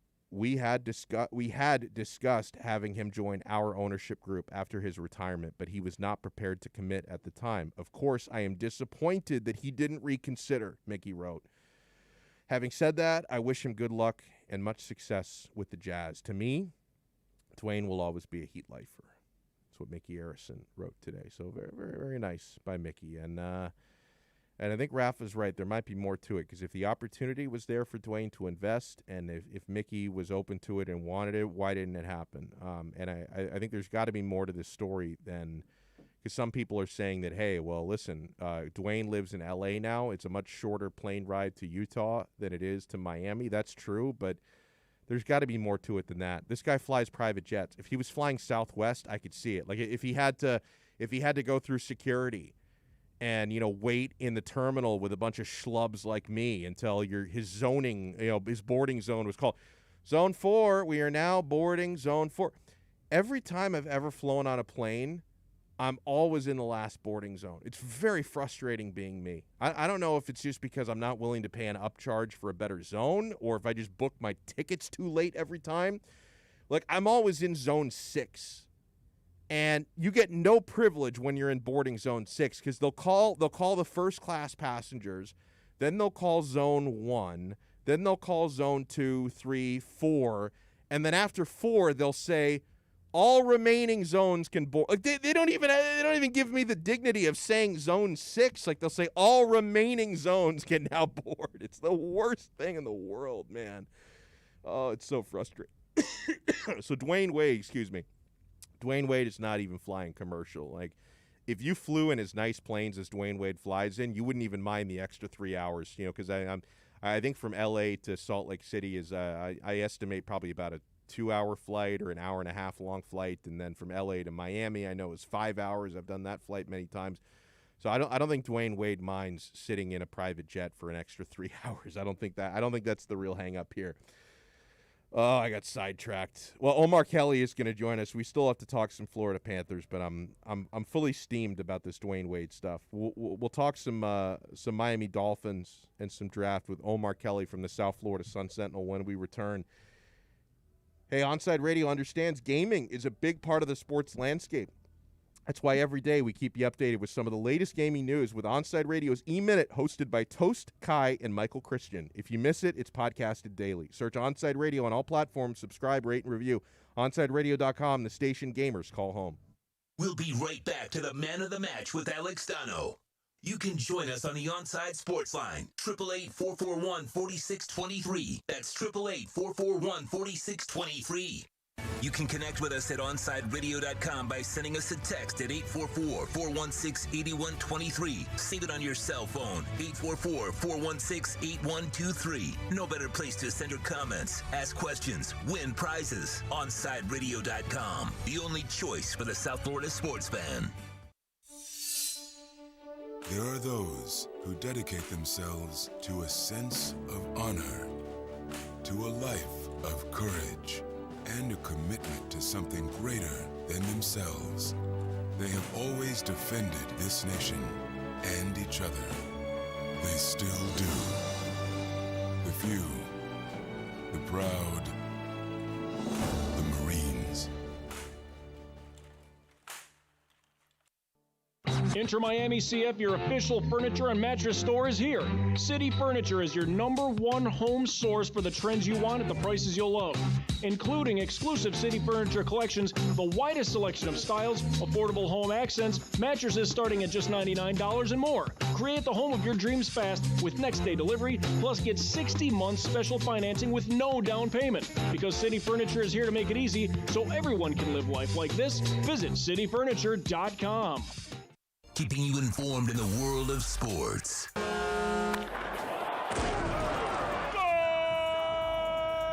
With an OnsideRadio.com sports update. The Miami Marlins take 3 out of 4 against the Atlanta Braves after a 7-6 loss yesterday. The revamped bullpen needs some revamping.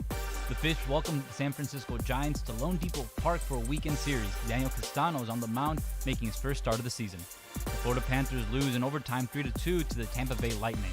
They remain in Tampa for a game on Saturday. Puck drops at 7. The Miami Heat look to get back on the winning column tonight against the Minnesota Timberwolves. Tip-off is at 8 p.m. Inter Miami CF gets their season underway this Sunday as they host LA Galaxy at Drive Pink Stadium. Chris Whittingham and Thomas Ronan have the call starting at 3, which means Big O and Alex Donno will get you started at 2 with the Onside Radio pregame show. In WWE news, Pat McAfee will debut tonight as a new analyst on SmackDown commentary tonight on Fox. This is South Florida's home for local sports talk. This is OnsideRadio.com.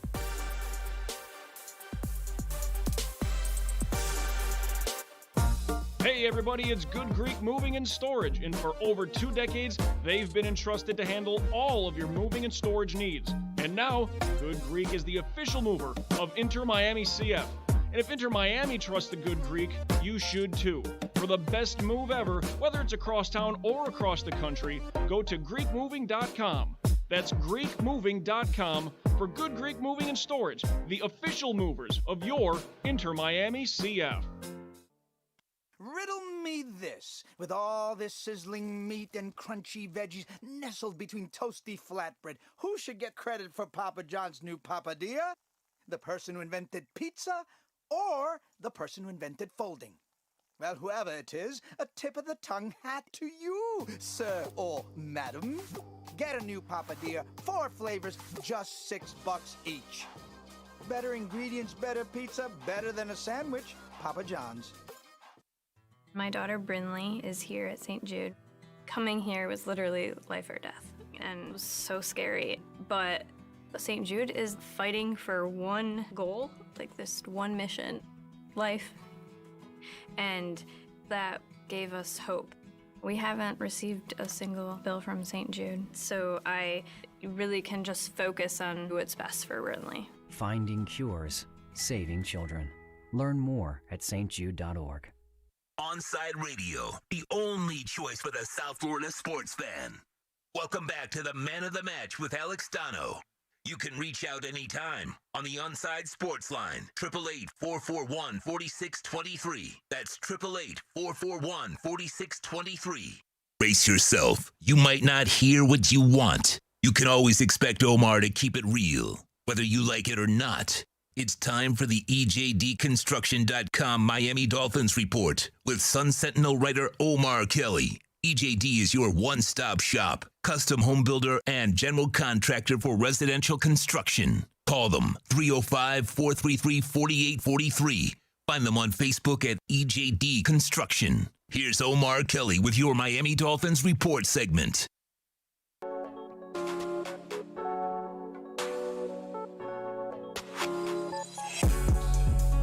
You know, we always love our conversations on Friday with Omar Kelly from the South Florida Sun-Sentinel in the EJDconstruction.com Miami Dolphins report. And we don't always just keep it football. We get into a lot of nice rabbit holes with Omar. Omar, how are you this afternoon, man? And how's your little girl doing? Good. I literally just changed the diaper. It was like a 60-minute on the clock, 60 seconds on the clock, because I'm talking to Donno. You're so, like a Formula One pit crew there with the fast change. Man, so hey, listen. You know, you had an infant recently, so you know the challenges of, okay, you're on the bed, you don't want to go to the changing table, you don't want to pull out the changing pad. Let's just do this raw dog. Let's change this diaper raw dog. And you're taking a chance. You're taking a chance. So, yeah, you got to do it with speed and quickness. I love that, man. You know, for some reason, and I only have the one kid. I remember before he was born, like I always heard people talking about, oh, are you going to be changing diapers? I'd never changed a diaper before. That's not even close to being the hardest part about like parenting an infant. Like I don't know, there are a lot bigger challenges than that. Yeah. I actually got really good at changing diapers, Omar, and you've got a girl and a boy. The challenge with boys can be, the little fire hose gets pointed in every direction. Sometimes you get peed on. Yeah, no, girls do, and that's the amazing thing. Girls do it too. Girls pee. Girls pee just as much as guys. And my daughter diaper off. She's pooping. That's fantastic. Oh man. Well, we appreciate you taking the time. And hey, real quick before we get into some Dolphin stuff, it's Foodie Friday on the show today. Does Omar Kelly have a favorite cut of steak? What is your go-to cut of steak? It's funny because we always joke with Beasley because Beasley is he's a Filet Mignon guy, and when he's out with the crew of sports writers, we're all prime rib guys, and I'll even be a T-bone guy. Nice. I need a little fat on my steak. Same here. And I said that to Tito. Tito doesn't like fat on the steak. I like it. Oh my God! And so Beasley always gets his little prime rib. I mean, his little filet mignon, and we're all sitting there with our prime rib and bone-in prime rib primarily. And so Beasley's always looking at his meat, and he wants it because he's got to keep the appearances up that he's a filet mignon eater. But he's always wants a piece of our bone-in prime rib. That is too good, man. Omar Kelly from the South Florida Sun-Sentinel is with us. Omar, something I wanted to ask you, and because we have so many conversations, you and I and me, on the show about the sixth pick, and we'll get to it. But I'm wondering your thoughts on the state of the offensive line heading into next year, because I know that there were times, especially when the Dolphins had the third pick, when we were wondering about, hey, Penei Sewell, could he – now at number 6, that's probably not going to be a factor because I don't think he falls to 6. So how much – well, maybe. Now, do you think if he's there that they might take it? How much help does the O-line need? There's talk Slater might go before Sewell. So I don't think it's a foregone conclusion that Sewell is absolutely going to be not there at number 6. And, in fact, I think that is going to be the scenario. I think they're going to have to – if Pitts and Chase are chosen 4 and 5, the best player, the highest-rated player on Miami's board might be Sewell. And then you got some tough decisions. Do you go Sewell or do you go Devonta Smith? And if I'm being committed and sticking to my draft board, I'm going with Sewell, and I'm a firm believer in BPA. You stack up these boards, you rate the players that you like, and ultimately you make the picks in the way that you stacked up your board. Well, Sewell would be higher than Devonta Smith on my board, so do what you got to do. I hear you. And I think it's an important thing to have this conversation because right now the Dolphins might have 4 average starters on your offensive line. Name somebody who's better than average on that line. There isn't. They're all average. You're right. Okay. So, and not only that, but you when you have, I know he's lost some weight, and hopefully he continues to lose weight. But Solomon Kinley, he's the weakest link on the line outside of the center spot. And so I think that if you draft Sewell, you put him at right tackle, and you move Hunt in to right guard, play, let's say, Jesse Davis or Matt Skura at center. I think you can have an upper echelon top 10 line instead of just, sitting here and feeling that you have to just take the status quo player. Nice. Now, you mentioned that if Chase and Pitts are off the board, that Sewell would be your highest rated guy. Who do you rate the highest between Chase and Pitts? Which would you rather get if they're both there? I rate Pitts higher than Chase for this reason. Pitts is a matchup nightmare. He's going to be very difficult for any team to sort of match up, because if you put him on the field with Devontae Parker, you put him on the field with Will Fuller, even Preston Williams. Let's say I won't even mention my running back Fight Club, but let's say Myles Gaskin's out on the field, and then you put Pitts on the field. Where is Pitts playing, and what is he doing? Well, he can line up outside on the boundary, either spot. He can line up outside at nickel. He can line up in line, which is something that Gesicki can't necessarily do. He can line up in the backfield at H-back. You have absolutely no idea what he's doing, and generally everybody, with the exception of a boundary corner, will be a mismatch. Let's say you line him up as a slot receiver. If you don't have an Eric Rowe, then it's going to be very difficult for you to defend him with a nickel cornerback, right? Correct? Right, yeah. Let's say you line him up in line, and he's on a tight end, a 4-4 tight end. I mean, he's on a linebacker, a 4-4 tight end going against a 4-6, if you're lucky, linebacker. It's just a nightmare matchup. But now the linebacker's toast in that scenario.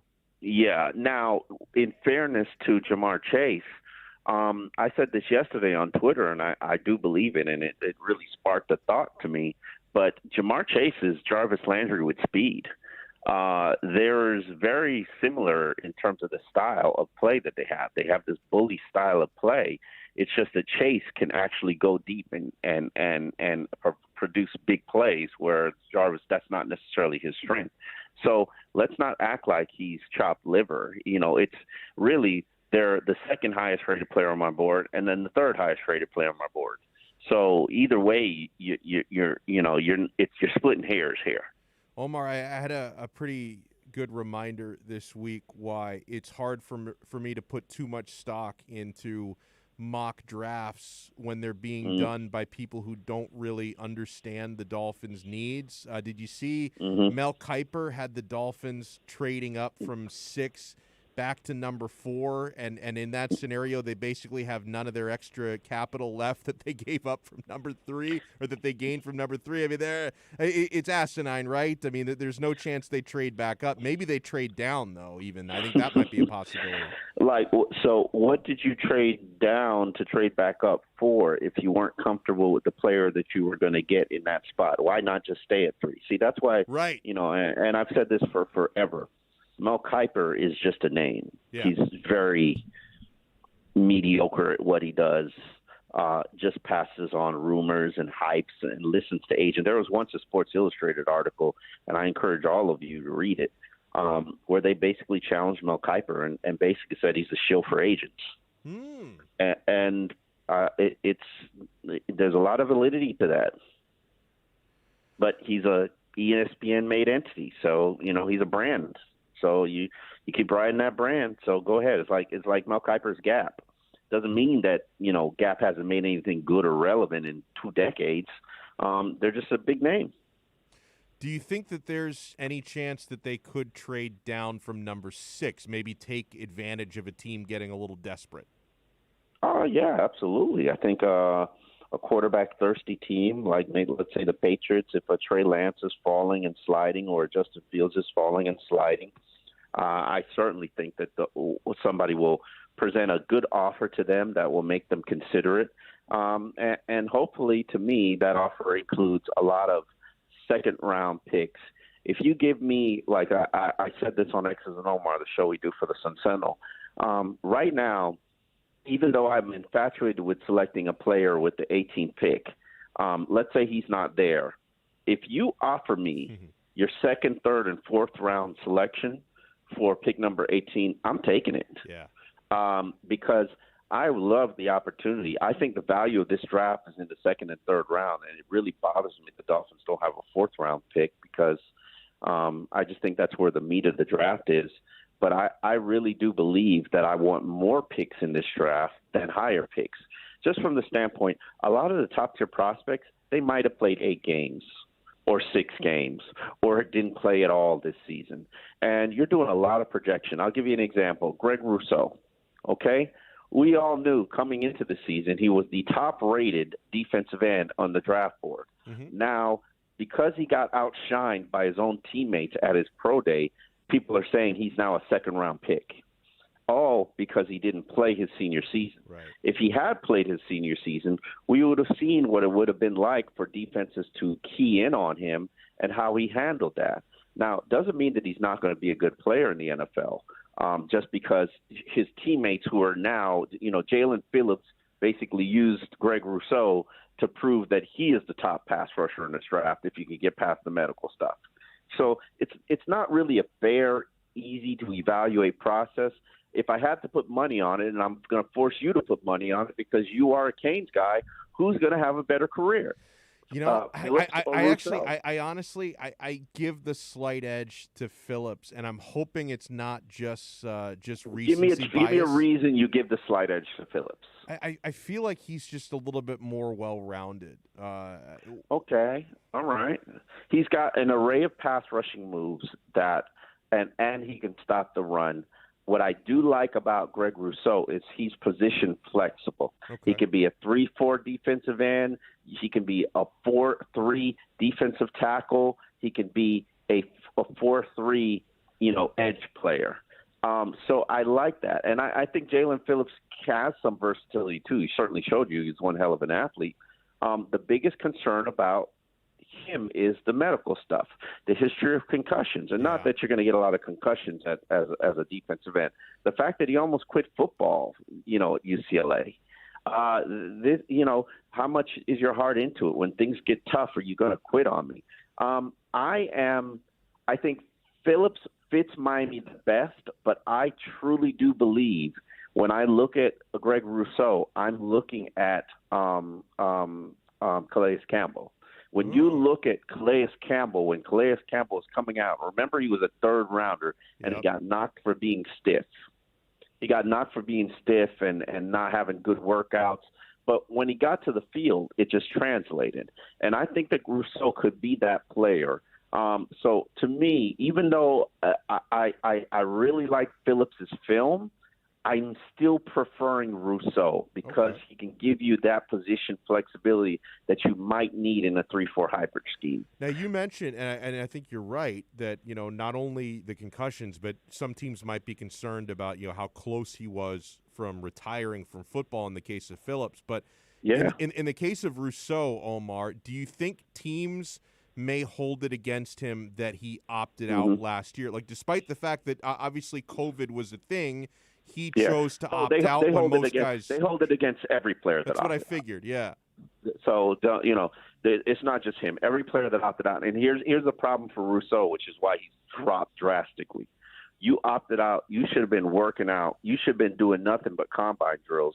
Why did you look so poorly at your pro day? Great point. And understand, you were sitting there and comparing apples to apples, which is what not a lot of people at their pro days got to do, which is why the combine is so important.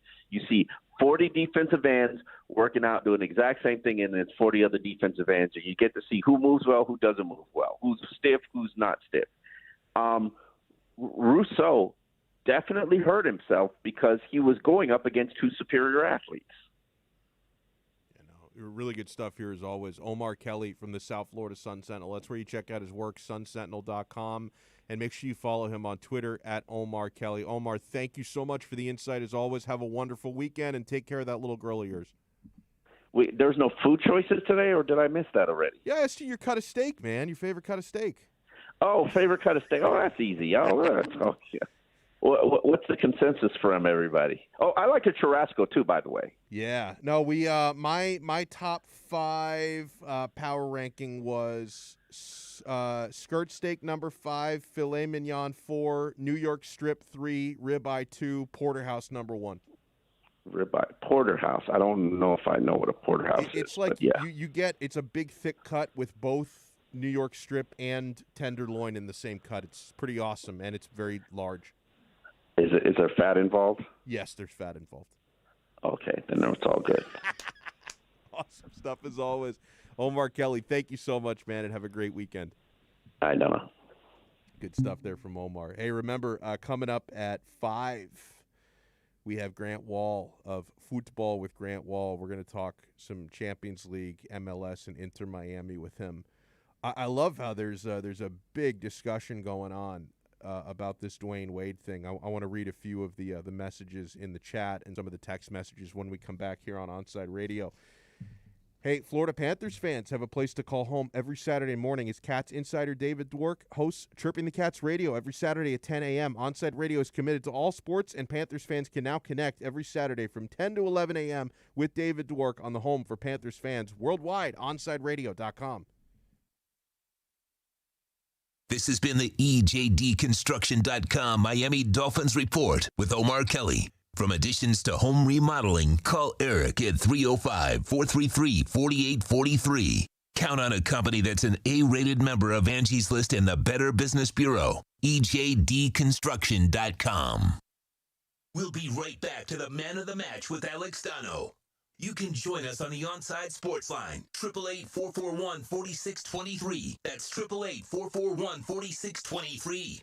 Join the Inter Miami family in 2021 by becoming a 2021 season ticket member. Enjoy enhanced access benefits and pricing not available to general fans. Visit intermiamicf.com/tickets for more information. If you missed 4th and 20 with Toast and Marsh, you missed. And the top trait they're looking for in a partner is someone that can cook better than them. Wow. Yeah. How are you at cooking? I'm okay. I cook all my stuff. What's your best dish? If I had to say, Marsh, this you're gonna eat in tonight with a girl. All right. Well, if I'm cooking for a girl, then I'm not cooking. 4th and 20 with Toast and Marsh, weekday mornings from 8 to 10. Hey Panthers fans, Dave Dwork here with some awesome news. Every Saturday, I'm going to bring you the latest on everything to do with the Florida Panthers with Chirping the Cats Radio. Saturday mornings from 10 to 11 a.m., we'll dive into the state of the team, recap games, and hear from past and present Panthers players, and plenty of other great hockey guests too. Got questions about the Panthers? Call or text the show and we'll break it down. Don't miss Chirping the Cats Radio, Saturday mornings from 10 to 11 a.m., only on onsideradio.com. Now that it's springtime, it's only getting hotter here in South Florida. Make sure your AC in your home or business is running smoothly by investing in a preventative maintenance plan from M&S Air Conditioning. And M&S is a Mitsubishi Diamond Elite contractor. When you purchase a new Mitsubishi electric mini split system, you'll get a 12-year warranty. Or install a high-efficiency polarized air filter in your AC unit that captures and destroys biological contaminants to improve air quality. M&S Air Conditioning have been providing prompt, honest, and reliable service for over 30 years. Schedule service or call to get more info on our preventative maintenance plans. Call 954-421-3680 or visit ac-florida.com. You're listening to OnsideRadio.com. Catch up anytime by downloading the MyTuner Radio app. OnsideRadio.com, South Florida's true hometown station. Inter Miami CF, your official furniture and mattress store, is here. City Furniture is your #1 home source for the trends you want at the prices you'll love, including exclusive City Furniture collections, the widest selection of styles, affordable home accents, mattresses starting at just $99 and more. Create the home of your dreams fast with next-day delivery, plus get 60 months special financing with no down payment. Because City Furniture is here to make it easy so everyone can live life like this, visit cityfurniture.com. If you missed On Side Zone with Big O, you missed. Wasn't there another boy band like 98 Degrees for 99 American degrees. pop and R&B vocal group consisting of 4 vocalists. It is Jeff Timmons, brothers Nick and Drew Lachey, and Justin. Yeah, Nick Lachey, that's right. Nick Lachey. So it was 98 degrees, right? There you go. How about that? Did you know I was the boy band expert, by the way? Onside Zone with a big O from 12 noon to 3 p.m. every weekday on OnsideRadio.com. You're listening to this station with more live and local sports talk than anyone else in South Florida. OnsideRadio.com. Broadcasting from South Florida to the world. Can I get a captain? Captain and what? Captain and Ginger. I can't hear you. Captain and Ginger. He was a captain and ginger. Captain and ginger. He was a captain and ginger. Captain Morgan, official partner of Major League Soccer. Welcome back to the Man of the Match with Alex Donno. You can reach out anytime on the Onside Sports Line, 888-441-4623. That's 888-441-4623.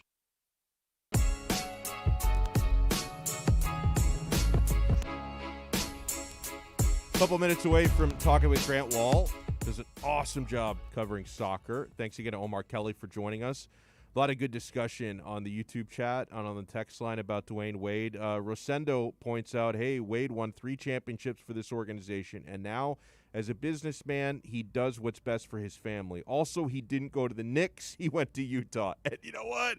That's a good point. I'd be a lot angrier if he went to work for the Knicks, or, well, not went to work. If he bought into the Knicks or bought into the Celtics or something, that would be, or the Cavaliers, that would be a lot more upsetting. So I think that's a fair point. Somebody in the chat compared this to, Yankees legend Derek Jeter buying into the Marlins, and I thought Rafa made a good point. Well, was Jeter offered stake in the Yankees, turned it down, and then bought into the Marlins? I don't think so, at least not that I know of. So that's the difference. That's why I can call Wade a snake, because Wade had the chance to buy into the Heat. He turned it down and bought into a different team instead. We'll talk a little football with Grant Wahl when we come back. Hey, Saturday mornings at 9 a.m., energy drink lover Sean Stanley hosts the Squared Circle Digest. Now wrestling fans have a place to call home as Sean covers the very colorful world of wrestling. Tune in every Saturday from 9 to 10 a.m. on the home for sports fans worldwide, OnsideRadio.com. We'll be right back to the Man of the Match with Alex Donno. You can join us on the Onside Sports Line, 888-441-4623. That's 888-441-4623. You're listening to OnsideRadio.com. Catch up anytime by downloading the Radio.net app. OnsideRadio.com, South Florida's true hometown station. Hey everybody, it's Good Greek Moving and Storage, and for over 2 decades, they've been entrusted to handle all of your moving and storage needs. And now, Good Greek is the official mover of Inter Miami CF. And if Inter Miami trusts the Good Greek, you should too.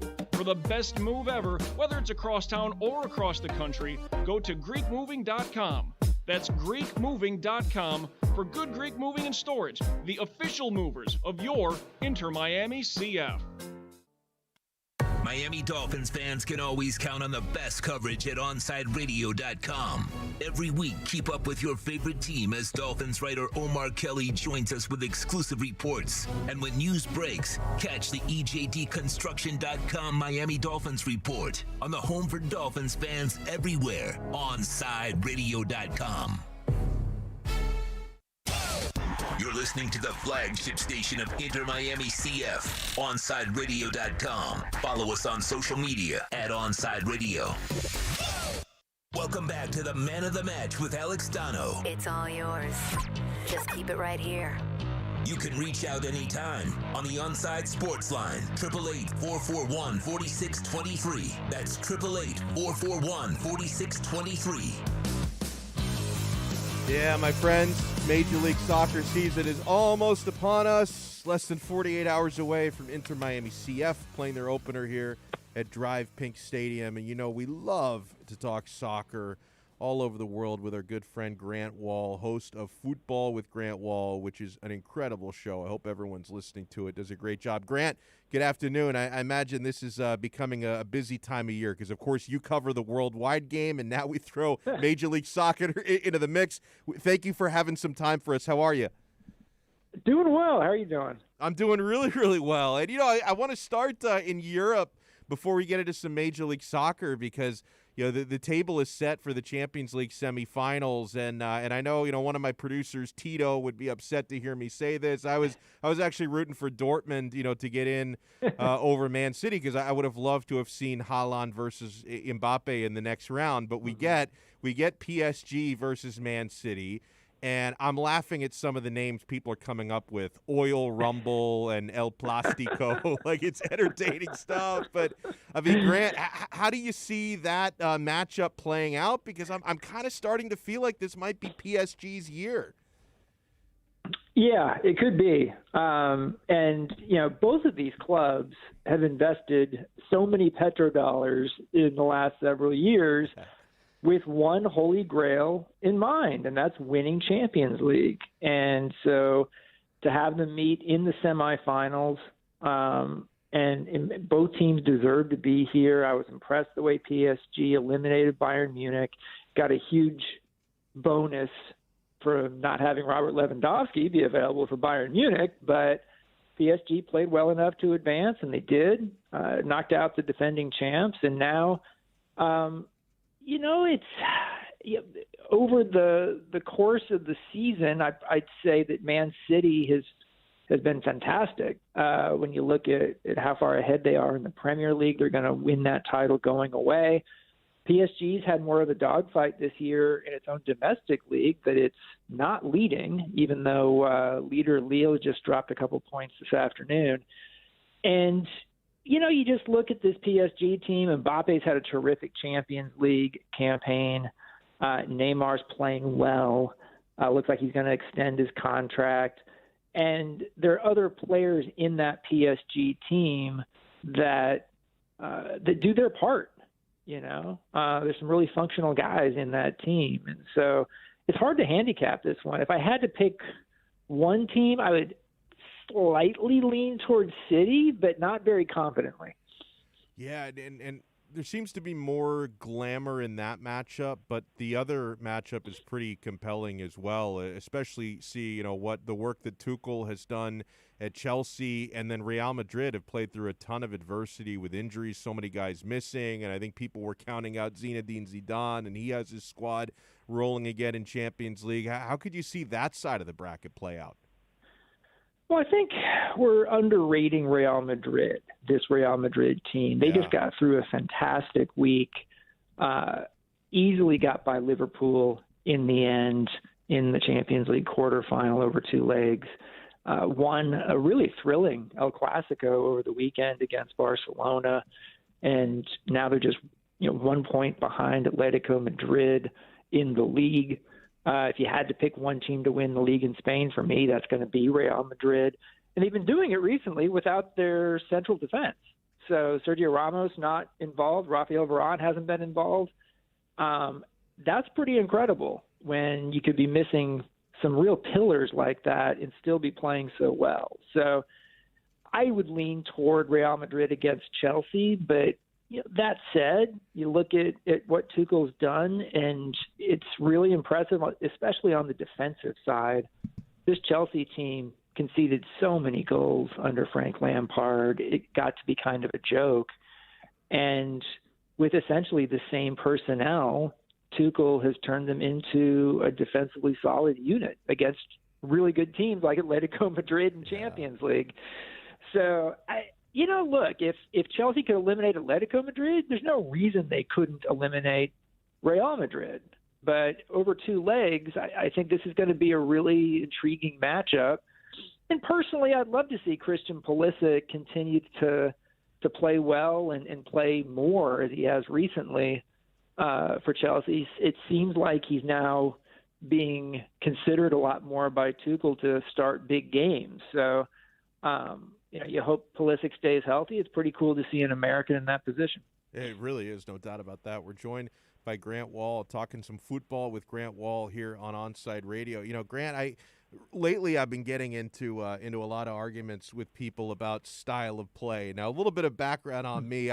I grew up watching primarily Italian soccer, Serie A, and the Italian national team, and especially when you go back to the 90s, like the identity of Italian soccer was emphasis on defense, a lot of guys behind the ball, breaking on the counter. And, I support Inter Milan, and they're very much, they've adopted that identity under Antonio Conte. It's working very well for them. The results have been excellent so far this year. And so you start to get in a lot of arguments. And I know that sort of the trendy hipster football, a lot of these trends were developed by Barcelona's tiki-taka and, Pep Guardiola.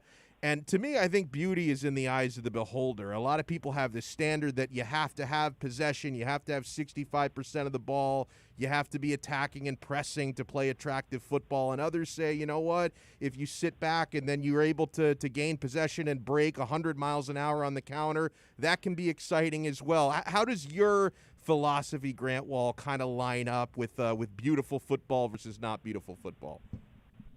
I mean, for me, my last book came out in 2018. It was called Masters of Modern Soccer. And so for me, the modern game is kind of the lens I view things through in what I like to see being played. And what does the modern game mean? For me, that means I like to see fullbacks get upfield and be a big part of the attack. And I like teams that do that. Sometimes that can leave you in a position somewhat exposed. So the teams that can get their fullbacks forward but still defend, I appreciate that. I think it's there's a reason why we see fewer great central defenders in the world these days, because players are asked in the modern game to play in a way that is multifaceted. So I had a chapter in my book on Vincent Kompany, who was a center back, great center back, but he also was tremendously skilled with his feet in getting the ball forward. And in the modern game, a forward is responsible not just for scoring goals. A forward is also the first line of defense. So I have respect for forwards. Luis Suarez might be the prototype of this, of like a forward who can score a ton of goals, but also I remember Vincent Kompany telling me he hated playing against Suarez because, like, as a defender when he was on the ball, like Suarez defending. And so, those kind of really multifaceted players, positional play, that's all part of the modern game. So that's the type of stuff that I'm most into. And I think it applies on a bunch of different teams in different ways these days. I guess I would probably say that Jose Mourinho's teams don't necessarily fit what I'm talking about. No, you're not wrong. You're not wrong about that. So that would be my description. No, that's very well said. Grant Wahl joins us here on Onside Radio. Grant, I'm getting excited because I'm sitting at Drive Pink Stadium is where our studios are, formerly Inter Miami CF Stadium, and we're actually, even Montreal CF are going to be playing, games here for the foreseeable future. They open up tomorrow against Toronto, and then Inter Miami open up Sunday against LA Galaxy. Your expectation on Inter Miami, Grant, because there have been, a lot of moving parts from last year, including, a new sporting director, a new manager in Phil Neville, and some hopefully important new players who have come in to kind of build around the spine that was already here. I do notice that, a lot of the season previews that I see have not really been too kind, most of them, to Inter Miami. How just on paper, how could you see them doing this year? I mean, if I were to make a list, like a power rankings of the most intriguing teams in the league, I would have Inter Miami right near the top. Yeah. Because I'm intrigued to see how they play. Phil Neville, how will he do in this league? Will the players that are there come together and be better than they were last season? I haven't seen the news in the last hour. Do we have a resolution on this Matuidi situation yet? No, not yet. No, I think it's going to become more clear soon, but no, I haven't seen anything in the past hour, no. But that's all part of being intriguing, right? We're waiting for some news to drop. And is Pellegrini going to get traded or bought out or something? And at least there is an aspiration with this team. There's 27 teams in Major League Soccer this season, which is a lot of teams for a soccer league. Yeah. And so what you want are teams that have identities, teams that are interesting. And Miami is that. Now, if they go out and they are, at the bottom of the Eastern Conference, then after a while that will become less interesting. But I'll tell you what, I'm looking forward to this game against the Galaxy because I think there's a lot of pressure. I like there being pressure on MLS teams, and there's a lot of pressure on both these teams this season. The Galaxy have underperformed now for several years, and they spent a lot of money on that team. Chicharito only had 2 goals last season, and they have a new coach for Miami. There's just a lot to talk about and think about heading into this game, and I love the fact that it's on ABC, nationally televised, and it's a good way to kick off the season. You mentioned 27 teams is a lot for a soccer league.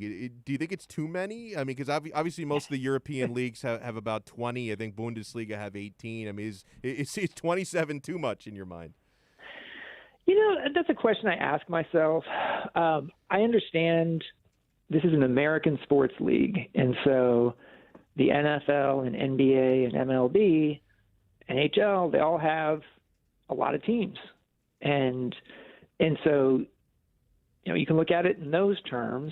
I'm not a huge promotion relegation guy for MLS, partly because I just don't think it's ever going to happen. There's no incentive for the owners to want. And also, to do that on a side note, I noticed, Grant, that it's like a lot of I see this from a lot of American soccer fans that say, "Hey, I wish that there was promotion relegation." But I noticed that like a lot of owners of big European clubs, they're trying to push for like a super league where there is no promotion and relegation. So it seems like, the club owners that have promotion and relegation want to get away from it when American fans are pushing for it. So I don't know, something doesn't really add up there. Yeah, I mean, I wouldn't mind having promotion and relegation in MLS. I just don't think we're ever going to see it. And I've kind of made my peace with that. But what I do think is, there's a lot of games, So if you have 27 teams in the league, there are 13 games this weekend. That's a lot of soccer, and I'm certainly not going to watch all 90 minutes of every MLS game this weekend. But I am going to watch, I'm going to try and watch 3 or 4 of these games, just because I always get excited early in the season just to see what teams are putting out there, and there are some good games this weekend here on opening weekend. Besides Miami, LA Galaxy, I'm curious to see LAFC Austin, see what Austin brings to the table in its first season. Columbus, Philadelphia is the defending MLS Cup champion and the defending Supporters Shield winner. That's a great matchup in the first weekend. Both those teams are already through to the Champions League quarterfinals in CONCACAF, where, by the way, MLS had an amazing week. They got 5 of the final 8. In CCL, might actually win it for once. So there's a lot of stuff happening that is exciting. Even tonight, Seattle, Minnesota, those are 2 teams at the top of the West. I like all the different storylines in MLS, but my main hope is that teams have a distinct identity, that they're interesting, that they're not just making up the numbers. Really well said here, as always. You guys want to make sure you check him out on Football with Grant Wall. Follow him on Twitter at Grant Wall. Grant, thank you so much. And yeah, I don't think I'm going to have time to watch all the games this weekend either, but I'm looking forward to catching 3 or 4 of those like yourself. I hope you enjoy the weekend and enjoy all the games that you're able to catch. You too, Alex. Take care. Really good stuff there, as always, from Grant Wall. Oh, man. And you know what? Sticking on this the tip of what a big weekend it's going to be, that pertains to our roundtable question for today. We're going to be juggling a lot of balls this weekend. So we'll get to where our priorities lie when we tackle the roundtable question of the day when we return here on Onside Radio. Hey, Onside Radio enters Kai's Corner with Kai Chen Chisholm every day from 10 a.m. to noon. Join Kai as he discusses the biggest stories in South Florida sports. Tune in every day, 10 a.m. to noon, for Kai's Corner on the home for South Florida Sports Talk, OnsideRadio.com. We'll be right back to the Man of the Match with Alex Donno. You can join us on the Onside Sports Line, 888-441-4623. That's 888-441-4623. You can now watch Onside Radio daily by subscribing to our YouTube and Twitch channels. Search Onside Radio. Log on, subscribe, rate, and review Onside Radio on YouTube and Twitch. Find out why Big O has a face for radio. OnsideRadio.com, South Florida's home for real sports talk. Inter Miami CF, your official furniture and mattress store, is here. City Furniture is your #1 home source for the trends you want at the prices you'll love, including exclusive City Furniture collections, the widest selection of styles, affordable home accents, mattresses starting at just $99 and more. Create the home of your dreams fast with next-day delivery, plus get 60 months special financing with no down payment. Because City Furniture is here to make it easy so everyone can live life like this, visit cityfurniture.com. I'm Ryan Seacrest. First responders are people who stand for a greater purpose. They will be there for you when nobody else is, to help you, your family, your community. This is their selfless promise. This is their sworn duty, to protect, to serve, to help. They put themselves in harm's way for us. They come to the rescue at times when we need them most. First responders are making enormous personal sacrifices to keep showing up for us and fighting the good fight. Nearly 70% of all firefighters are volunteers. That means when they get injured or quarantined, they may not have a way to pay their rent or keep their family safe and fed. No matter who you are or where you live, when you call 911 and ask for help, first responders show up. Now, let's show up for the people who show up for us every day and every night. Go to firstrcf.org and make a difference today. You're listening to the station with more live and local sports talk than anyone else in South Florida. OnsideRadio.com. Broadcasting from South Florida to the world. You're listening to OnsideRadio.com. Catch up anytime by downloading the MyTuner Radio app. OnsideRadio.com, South Florida's true hometown station. Welcome back to the Man of the Match with Alex Donno. Check this out. You can reach out anytime on the Onside Sports Line, 888-441-4623. That's 888-441-4623.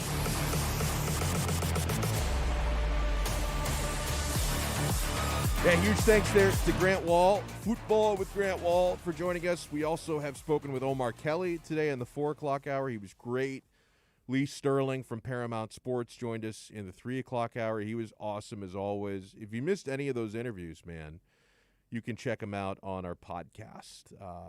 I'm guessing, I know Alex is fast. I'm not sure if he's fast enough to have gotten the Grant Wall interview up just yet. No, not yet. And you know what? I don't blame you, right? It's going to be up within the next few minutes because he just joined us, okay? But I know for a fact that Lee Sterling's interview is posted on our podcast page, and Omar Kelly's interview is posted on our podcast page. So if you go to Apple Podcasts, Spotify, Google Play, wherever you get your pods from, just search either my name, Alex Donno, or search Onside Radio, and you can subscribe to my show, Man of the Match, and catch up on everything you missed. We've had a lot of wonderful conversations and a lot of really fun segments this week. And then this is going to be a fun one. Today's Roundtable.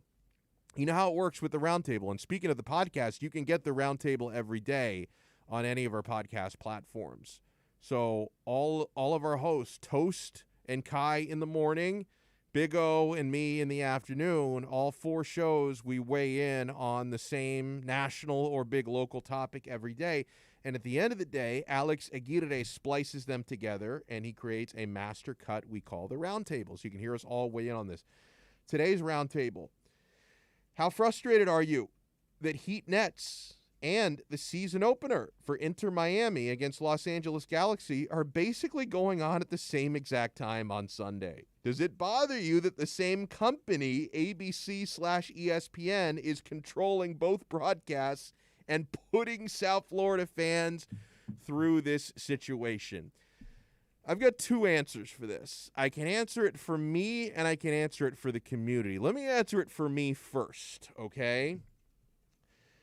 How frustrated am I that this Sunday, Inter Miami, their season opener against LA Galaxy, which is officially scheduled to start at 3:00, but we're broadcasting it here on this station, so I've seen the actual start time because there's going to be a lot of pregame festivities and things on TV. So the kickoff is really going to be 3:23 p.m. on Sunday, and the Heat Nets game is scheduled to start at 3:30. That'll probably be around 3:38, 3:40, something like that. So yeah, the games are essentially going on at the same time. For me personally, it's an easy decision. I'm going to prioritize Inter Miami. It's the season opener. I mean, there are so many questions about, what Inter Miami is going to look like in year 2. You have a new coach. You've got some new players in. What is Gregore going to look like? Leerdam on the right fullback spot. I'm looking forward to seeing him. Jovan Jones on the left fullback spot. Robbie Robinson probably going to start at left wing. What's that going to look like? And, we haven't watched this team play since November. So, yeah, I mean, listen, second season beginning, a historic game for Inter Miami, because when you're a franchise who's this new, basically every time you play, you're making some sort of history. Whereas the Heat Nets game, all due respect, regular season NBA basketball, and the Heat are not having a very fun or exciting regular season at the moment. I'm going to prioritize Inter Miami's season opener against Heat Nets regular season. It's really a no-brainer for me. So it's not that difficult. If you're asking Alex Donno, what do you prioritize, Inter Miami, LA Galaxy to open up the season, or Heat Nets late regular season? I'm going to prioritize Inter Miami. This game just means so much more right now than regular season Heat Nets. If we were talking a playoff game, NBA playoff game, that'd be a lot tougher. That would be a lot tougher. But no, I'm absolutely prioritizing Inter Miami. So that's my answer. Now, I am a little frustrated on behalf of the community, okay? Because it's easy for me to tell you that, a Heat Sunday regular season game in a regular season where they're not playing that great is not that meaningful to me, but it's still the Miami Heat. This still is a community where the Heat are a ratings juggernaut, talking about a national televised game on ABC. There's a lot of intrigue no matter how good or bad the team is. The Miami Heat are going to bring eyes to the set. That's still a mainstream thing for the South Florida sports fan. So the reason why this scheduling conflict is frustrating for me is I want as many eyes as possible to be on Inter Miami for the season opener of the second campaign in the franchise's history. And it's inevitable. It is inevitable that Heat Nets going on at the same time is going to take a lot of eyes away from that. So that's why I'm upset. My anger doesn't come from me personally, because it's easy for me to prioritize the soccer game because I feel like this soccer game means a lot more than that basketball game does. But I also know that, in this community, yeah, there's hardcore support from the soccer junkies who want to watch Inter Miami. And they have some casual fans as well. But if you're fighting for the same casual eyes of people who may be casual soccer fans but big Heat basketball fans, you're going to lose those eyes to the Heat game. So in a perfect world, Inter Miami LA Galaxy should be the only show in town on Sunday afternoon, right? That if the Heat and the Panthers are playing that day, that should be evening. That should be non-conflicting. It should be at a different time where we can all focus on the soccer game. So as someone who cares deeply about this soccer franchise, and I want to see them grow as quickly as possible. And it may end up being a great game. Like, if Inter Miami can win the game impressively, it's going to be awesome. And I fear that a lot of people will be watching Heat Nets, and they're not going to even know what happened until after the fact. So that's where my frustration comes from. My frustration is that you're not going to get as many casual eyes on the set for Inter Miami, because a lot of them are going to be watching the Heat game because it's the Heat Nets, and they're going to be on. So that's why I'm a little bit concerned, because Major League Soccer is a growing league. Soccer is still, in this country, a growing sport. I mean, worldwide, it's not even close. Like, worldwide, soccer is number one with a bullet. But in this country, it's still growing. This is a new franchise trying to grow. So, yeah, I am frustrated that Heat Nets is going on at the same time. As far as does it bother me that ESPN, ABC, which is the same company, Mickey Mouse, is controlling both broadcasts and putting us in this situation?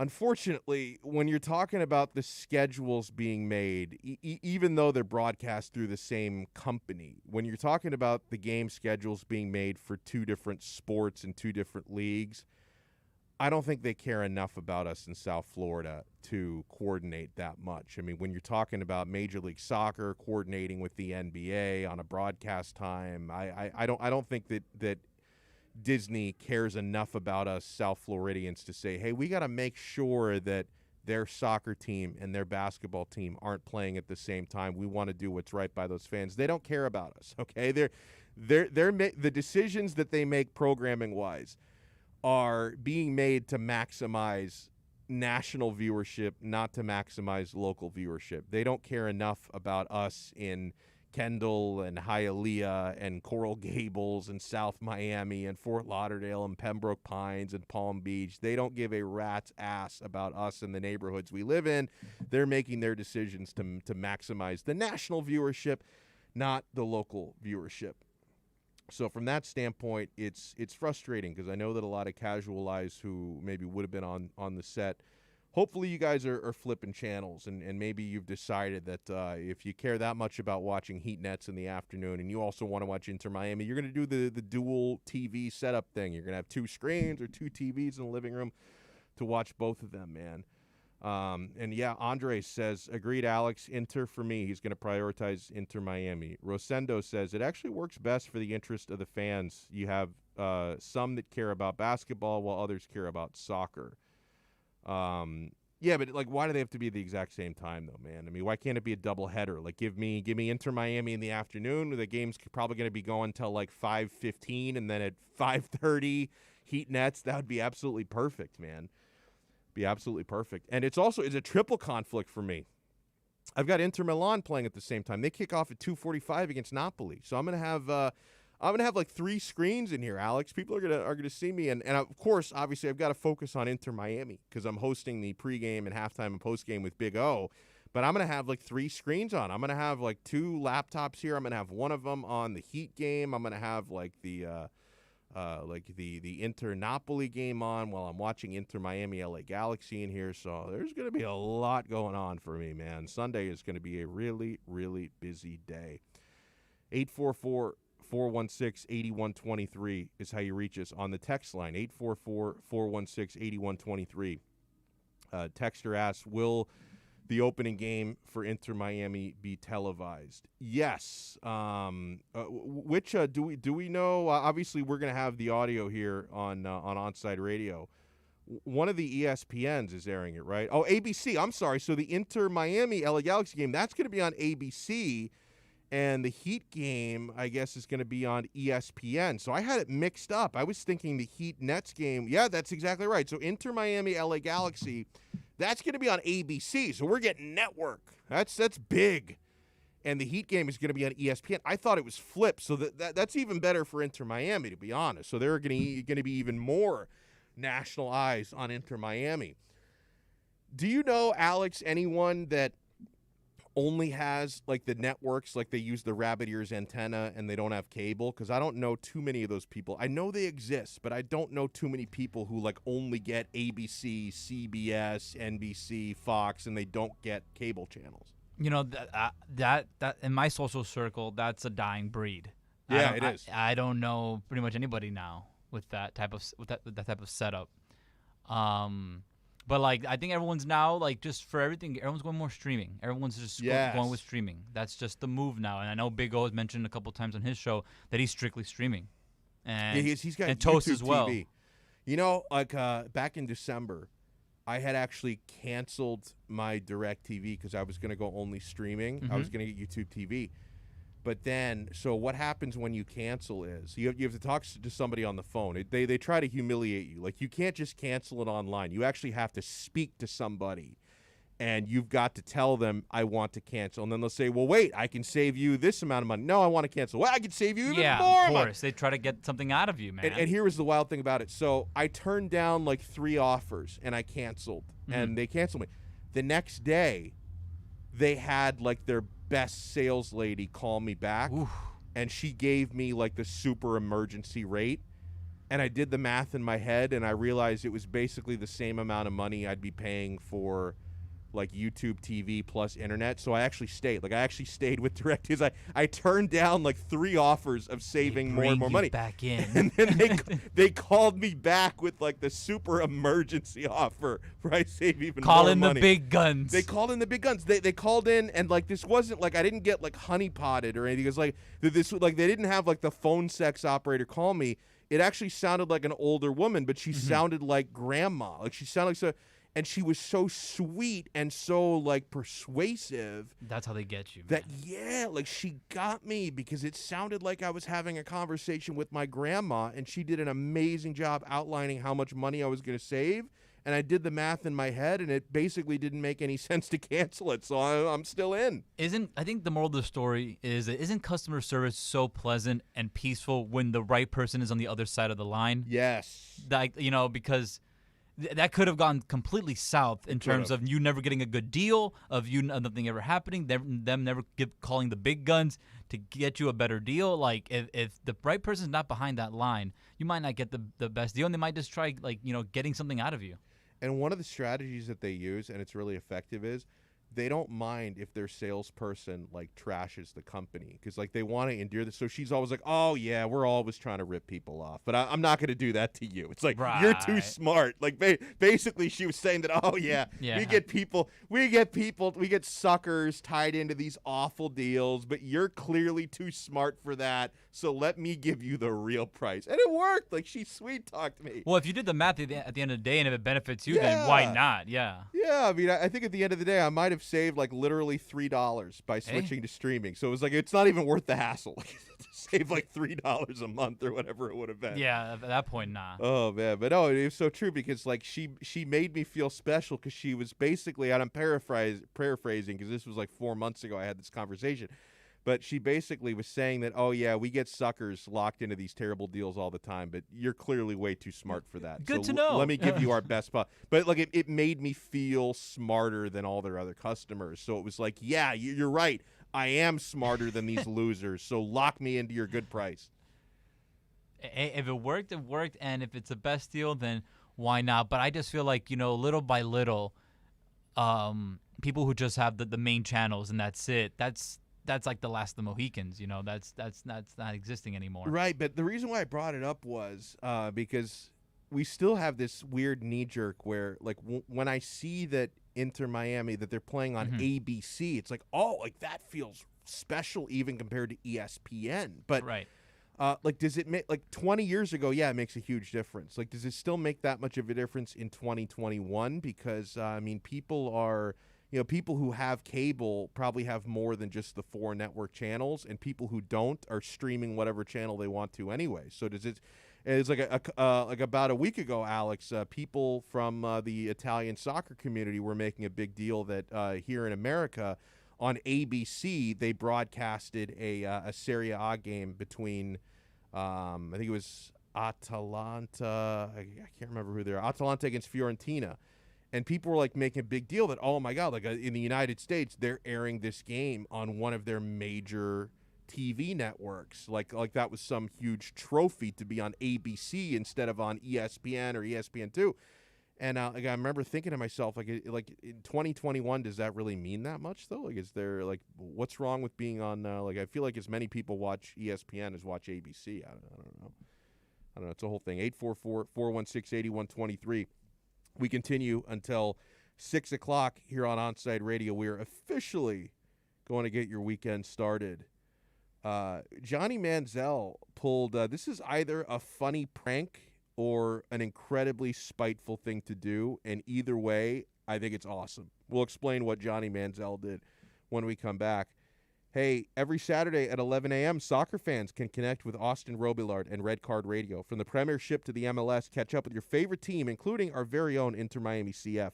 Listen to Red Card Radio every Saturday from 11 a.m. to 1 p.m. with Austin Robillard exclusively at OnSideRadio.com.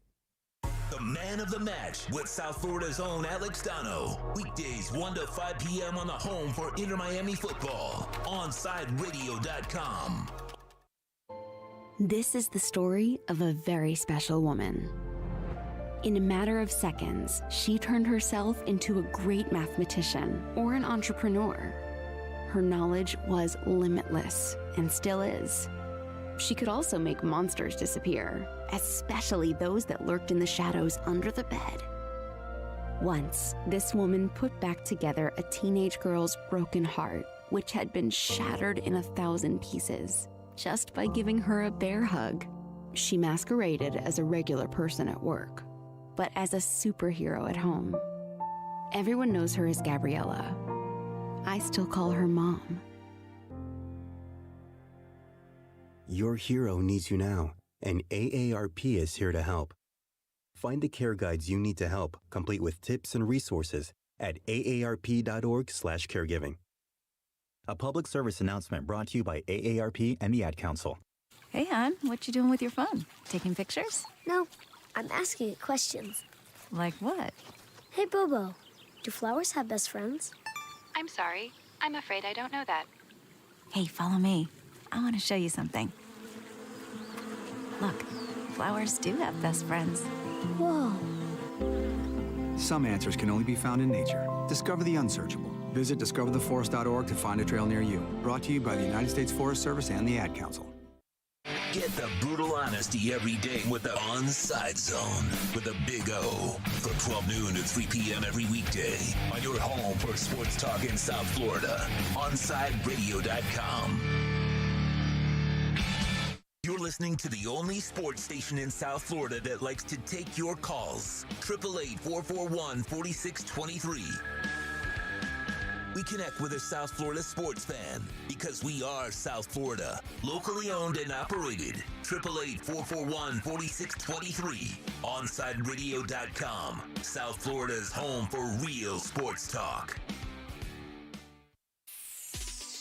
Look out, world, we're getting strong. The future's here and we belong. She can STEM, she can do more. Like build a rocket and watch it soar. Or clean the oceans and make the world a better place. Oh, she can STEM, so can you.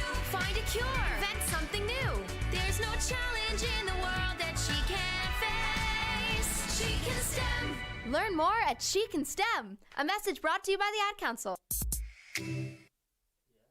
Keeping you informed in the world of sports.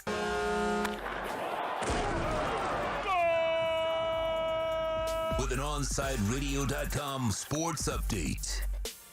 The Miami Marlins take 3 out of 4 against the Atlanta Braves after a 7-6 loss yesterday. The Fish welcomed the San Francisco Giants to Lone Depot Park for a weekend series. Daniel Castano is on the mound, making his first start of the season. Florida Panthers lose in overtime 3-2 to the Tampa Bay Lightning. They remain in Tampa for a game on Saturday. Puck drops at 7 p.m. The Miami Heat look to bounce back and get in the winning column against the Minnesota Timberwolves tonight. Tip-off is at 8 p.m. Inter Miami CF gets their season underway this Sunday as they host the LA Galaxy at Drive Pink Stadium. Chris Whittingham and Thomas Rognan have the call starting at 3, which means Big O and Alex Donno will get you started at 2 with Onside Radio pregame show. In WWE news, Pat McAfee will debut tonight as the new analyst on SmackDown commentary. With your Onside Sports update, I'm Alex Aguirre, and coming up, it's more Man of the Match with Alex Donno right here at OnSideRadio.com.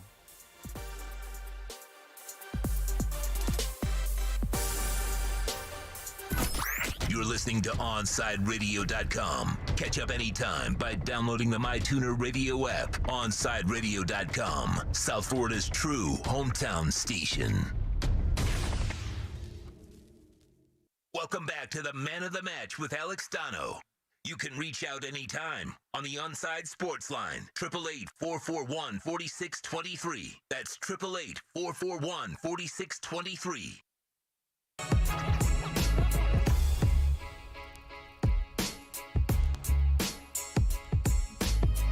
Did you see what Johnny Manziel mailed to Darren Rovell?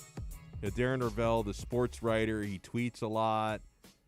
He's been really harsh to Johnny Football over the years. Critical of Johnny when he was, achieving his bust status in the NFL and when he was, dealing with personal issues. And Manziel historically has hated Rovell because, Rovell has not been kind to him. Like an example of that was last August, Darren Rovell tweeted out pictures of two Sports Illustrated covers from 7 years ago at the time, so 2013. One of the covers was Alex Rodriguez on the cover of Sports Illustrated, which I think was a pretty critical piece when he was going through all the biogenesis stuff. And then another was Johnny Manziel on the cover of Sports Illustrated right after he got drafted, or maybe right before. Yeah, right after he got drafted. And then Darren Rovell had tweeted out, SI covers 7 years ago today. Adhd is at rock bottom. Johnny Manziel is the envy of the college football world. Today, Adhd is as relevant as ever. Manziel achieves a flash of relevance by flipping off a building into a pool. So none too kind to Johnny Football. And then Johnny Football had retweeted that with the caption, 7 years later, and you're still as big of a bitch as ever. And this week, Johnny Manziel mailed to Darren Rovell a Browns helmet that he signed, and it says, to Darren Rovell, F you. And Rovell tweeted it out. And then he writes, looks like Johnny Manziel has sent me a gift. And yes, Leaf CEO has authenticated that this is real, that it's a real signature. And so it's funny because nobody knows for sure whether this is Johnny Manziel, like, trying to put out an olive branch, like sending this to him as a joke, or if this is Manziel, like, really telling him F you. And I don't know if it even makes a difference, because either way it's hilarious. Because either Johnny Manziel is so petty and, like, so spiteful about Rovell to this day that he wants to troll him, or Manziel is like, you know what, now I can look back on it and laugh, and I want to extend an olive branch. I think either way, it's pretty freaking awesome, man. I think either way. Oh, my God. That is so good. That is so good. I see the evidence of this now. Kyle Krabs had brought this up to me in our conversation yesterday. Despite all of the slander and all the smoke screens, about Justin Fields, where the deep state is trying to tank his draft stock, right? I mean, you've got Chris Mortensen saying, I don't know about his throwing mechanics because he played baseball. He was a dual sport athlete. That might have messed up his mechanics. Mortensen, like, you're better than that, dude. You are better than that. Kyler Murray was a professional baseball player, or nearly professional. He got drafted. Dan Marino was drafted to play baseball. John Elway, Russell Wilson. Some of the best quarterbacks in the history of the NFL were dual sports athletes. And in the case of Justin Fields, he didn't play baseball past high school.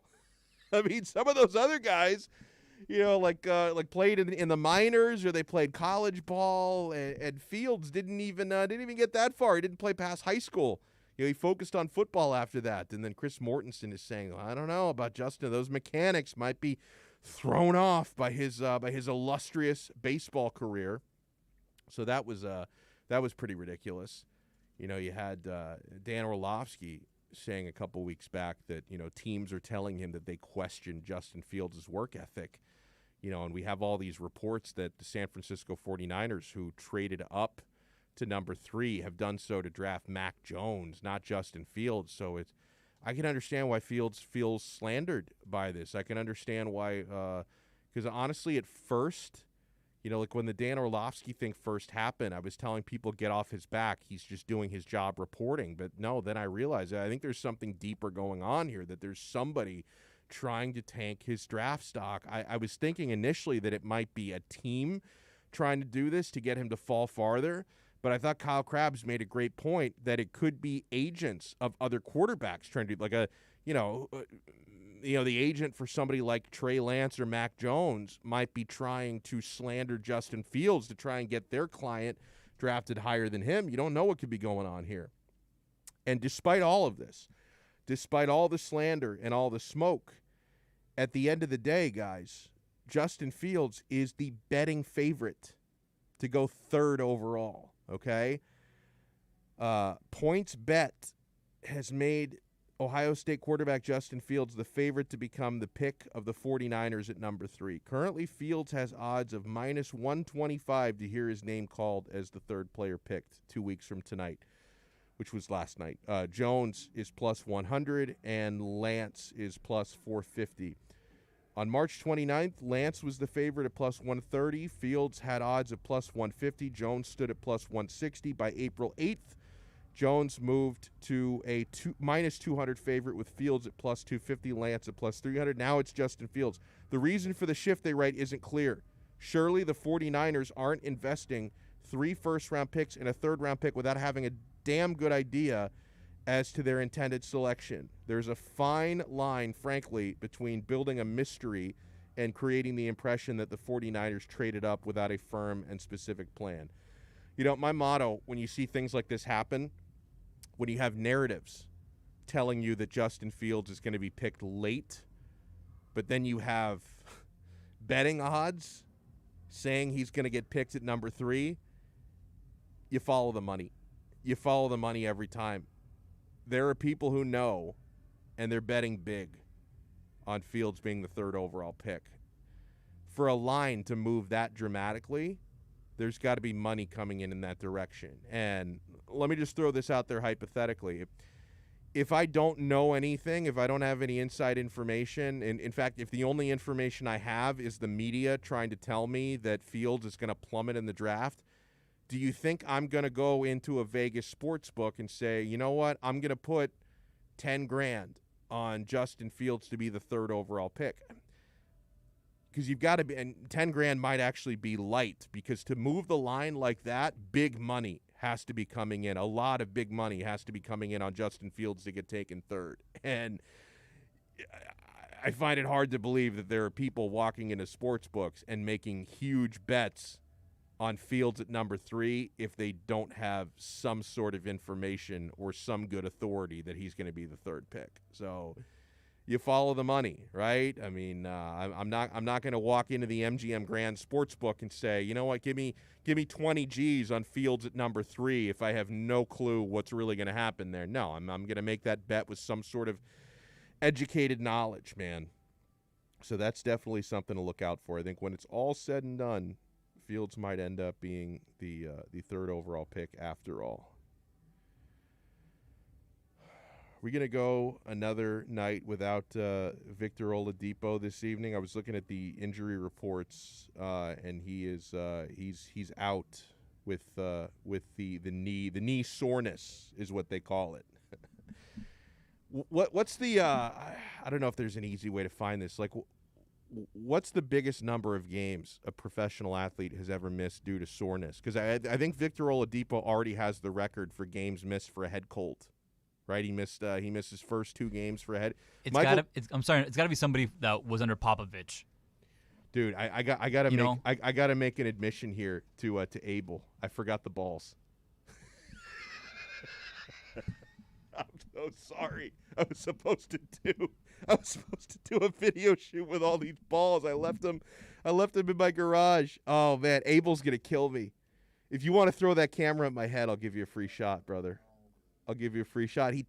I feel so bad. Abel texted me yesterday to bring my balls. I only brought the ones that hang with me at all times. I feel so bad. I had a box in my garage with a soccer ball and a football and a basketball and a baseball, and I forgot it. Oh my God, Abel's gonna kill me, and I don't blame you. I really don't blame you right now, man. I feel so bad. We had a whole video shoot planned. Oh my God. Oh, can I give you a hug? Oh no. Oh no, I feel so bad. Oh my God. All right, I got to apologize to Abel, and then we'll come back on the other side and wrap things up for today. You're listening to Onside Radio. Hey, Sundays at 9 a.m., Juan Cardona dominates the airwaves with Juan on Juan. From sneakers to video games to your favorite South Florida team, tune in every Sunday to Juan on Juan exclusively on the home for Sports Talk at South Florida, OnsideRadio.com. The man of the match with South Florida's own Alex Donno. Weekdays 1 to 5 p.m. on the home for Inter Miami football. OnsideRadio.com. Look out, world, we're getting strong. The future's here and we belong. She can STEM, she can do more. Like build a rocket and watch it soar. Or clean the oceans and make the world a better place. Oh, she can STEM, so can you. Find a cure, invent something new. There's no challenge in the world that she can't face. She can STEM. Learn more at She Can STEM. A message brought to you by the Ad Council. A Shiro's work is never done. You care for the house, the kids, and our future. We're so grateful for all you do. Now it's time to care for yourself and save a little more for retirement. A free 3-minute online chat can give you the personalized tips you need to boost your retirement savings now. Visit aceyourretirement.org today. A public service announcement brought to you by AARP and the Ad Council. Parents, we know we can't protect our kids from everything. Eventually, they're going to bump their heads or scrape their knees. But we can protect them from 6 types of cancer. HPV, or human papillomavirus, is a common, preventable virus that can cause cancer later in life. The HPV vaccine prevents human papillomavirus and all the cancers it can cause. The American Cancer Society recommends getting your sons and daughters the HPV vaccine starting at age 9 to protect them later in life. Join the Inter Miami family in 2021 by becoming a 2021 season ticket member. Enjoy enhanced access benefits and pricing not available to general fans. Visit intermiamicf.com/tickets for more information. You're listening to OnsideRadio.com. Catch up anytime by downloading the MyTuner Radio app. OnsideRadio.com, South Florida's true hometown station.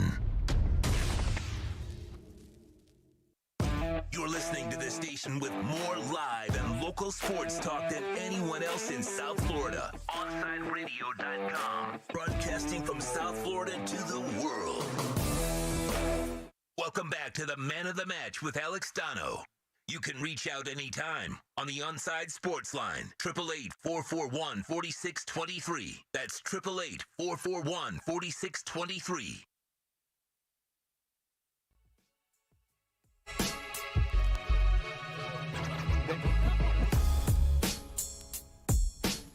I think it worked out because I'm going to see Abel Sunday here before the game, so I got to remember to bring my balls. Can you, like, Alex? Can you send me a reminder?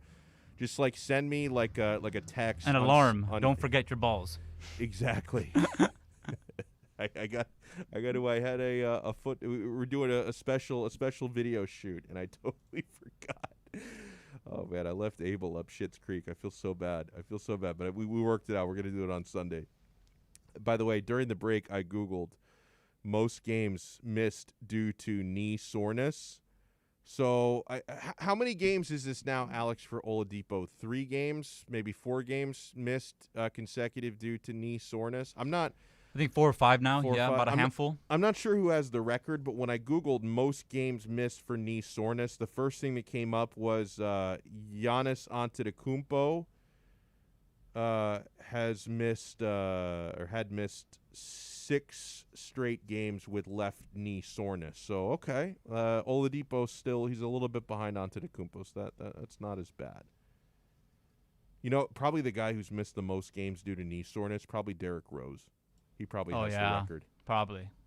he's missed like multiple seasons due to knee soreness. Maybe John Wall as well, something like that. Or he was just out for an injury, just a plain old injury. So yeah, I don't know, but like, because like I love it now. Like you can just list injuries now as knee soreness. What did Oladipo have as well? Head cold. He had a head cold. Head cold. You know. Yeah. So it's like you can like I have a splinter. Oh, we put him on the injury list. Hangnail. Yeah. Well, they should really like. If you miss a game for a ridiculous reason, like they should have to say exactly what the reason is. Like I'm assuming he really had a head cold, which is right, a pretty dumb reason to miss a professional basketball game, in my opinion. But like instead of knee soreness, it should say cowardice. Should be the reason for. I'm hungover. I can't play today. Yeah, that would be on the report. Anytime a team travels a day early to play in Miami, it should say South Beach flu when they miss a game. I went to the Clevelander. I can't play today. Oh man, no, totally. I had a lot of fun today. You drinking anything this weekend, Alex? I think I'm gonna knock down some margarita all tomorrow because Sunday too much working. I won't really have time to drink on Sunday. Tomorrow I'm gonna knock down some Tropical Bay IPA, probably some margaritas. You drinking anything this weekend? Some Biscayne Bay Brew. Love it. I love it. You know, Marlins Lager. Yeah, you gotta support the team. And it's a good drink, man. I really like it. It's refreshing, and now when it's gonna get really hot now with summer coming around. Oh God, yeah. It's a good beer to have, especially when it's really cold. But yeah, probably I'm more of a beer person. Yeah, but margaritas does sound nice. Yeah, it does sound very nice. I love it. It's one of my favorite alcoholic beverages. Huge thanks to Alex Aguirre for doing awesome work. Huge thanks to Tito Benach, of course. Big thanks to Omar Kelly, who joined us today. Lee Sterling, ParamountSports.com. And Grant Wall, who talked a little soccer with us. So, all right, guys, make sure you tune in. 2 p.m. on Sunday, pregame to kick off the season 2021 MLS campaign. 2 o'clock, we go live for pregame for Inter Miami. They will take on LA Galaxy at 3 o'clock. You can hear the game, pregame through postgame, right here on the home for Inter Miami CF fans all over the world, OnsideRadio.com. OnsideRadio.com knows gamers need a home.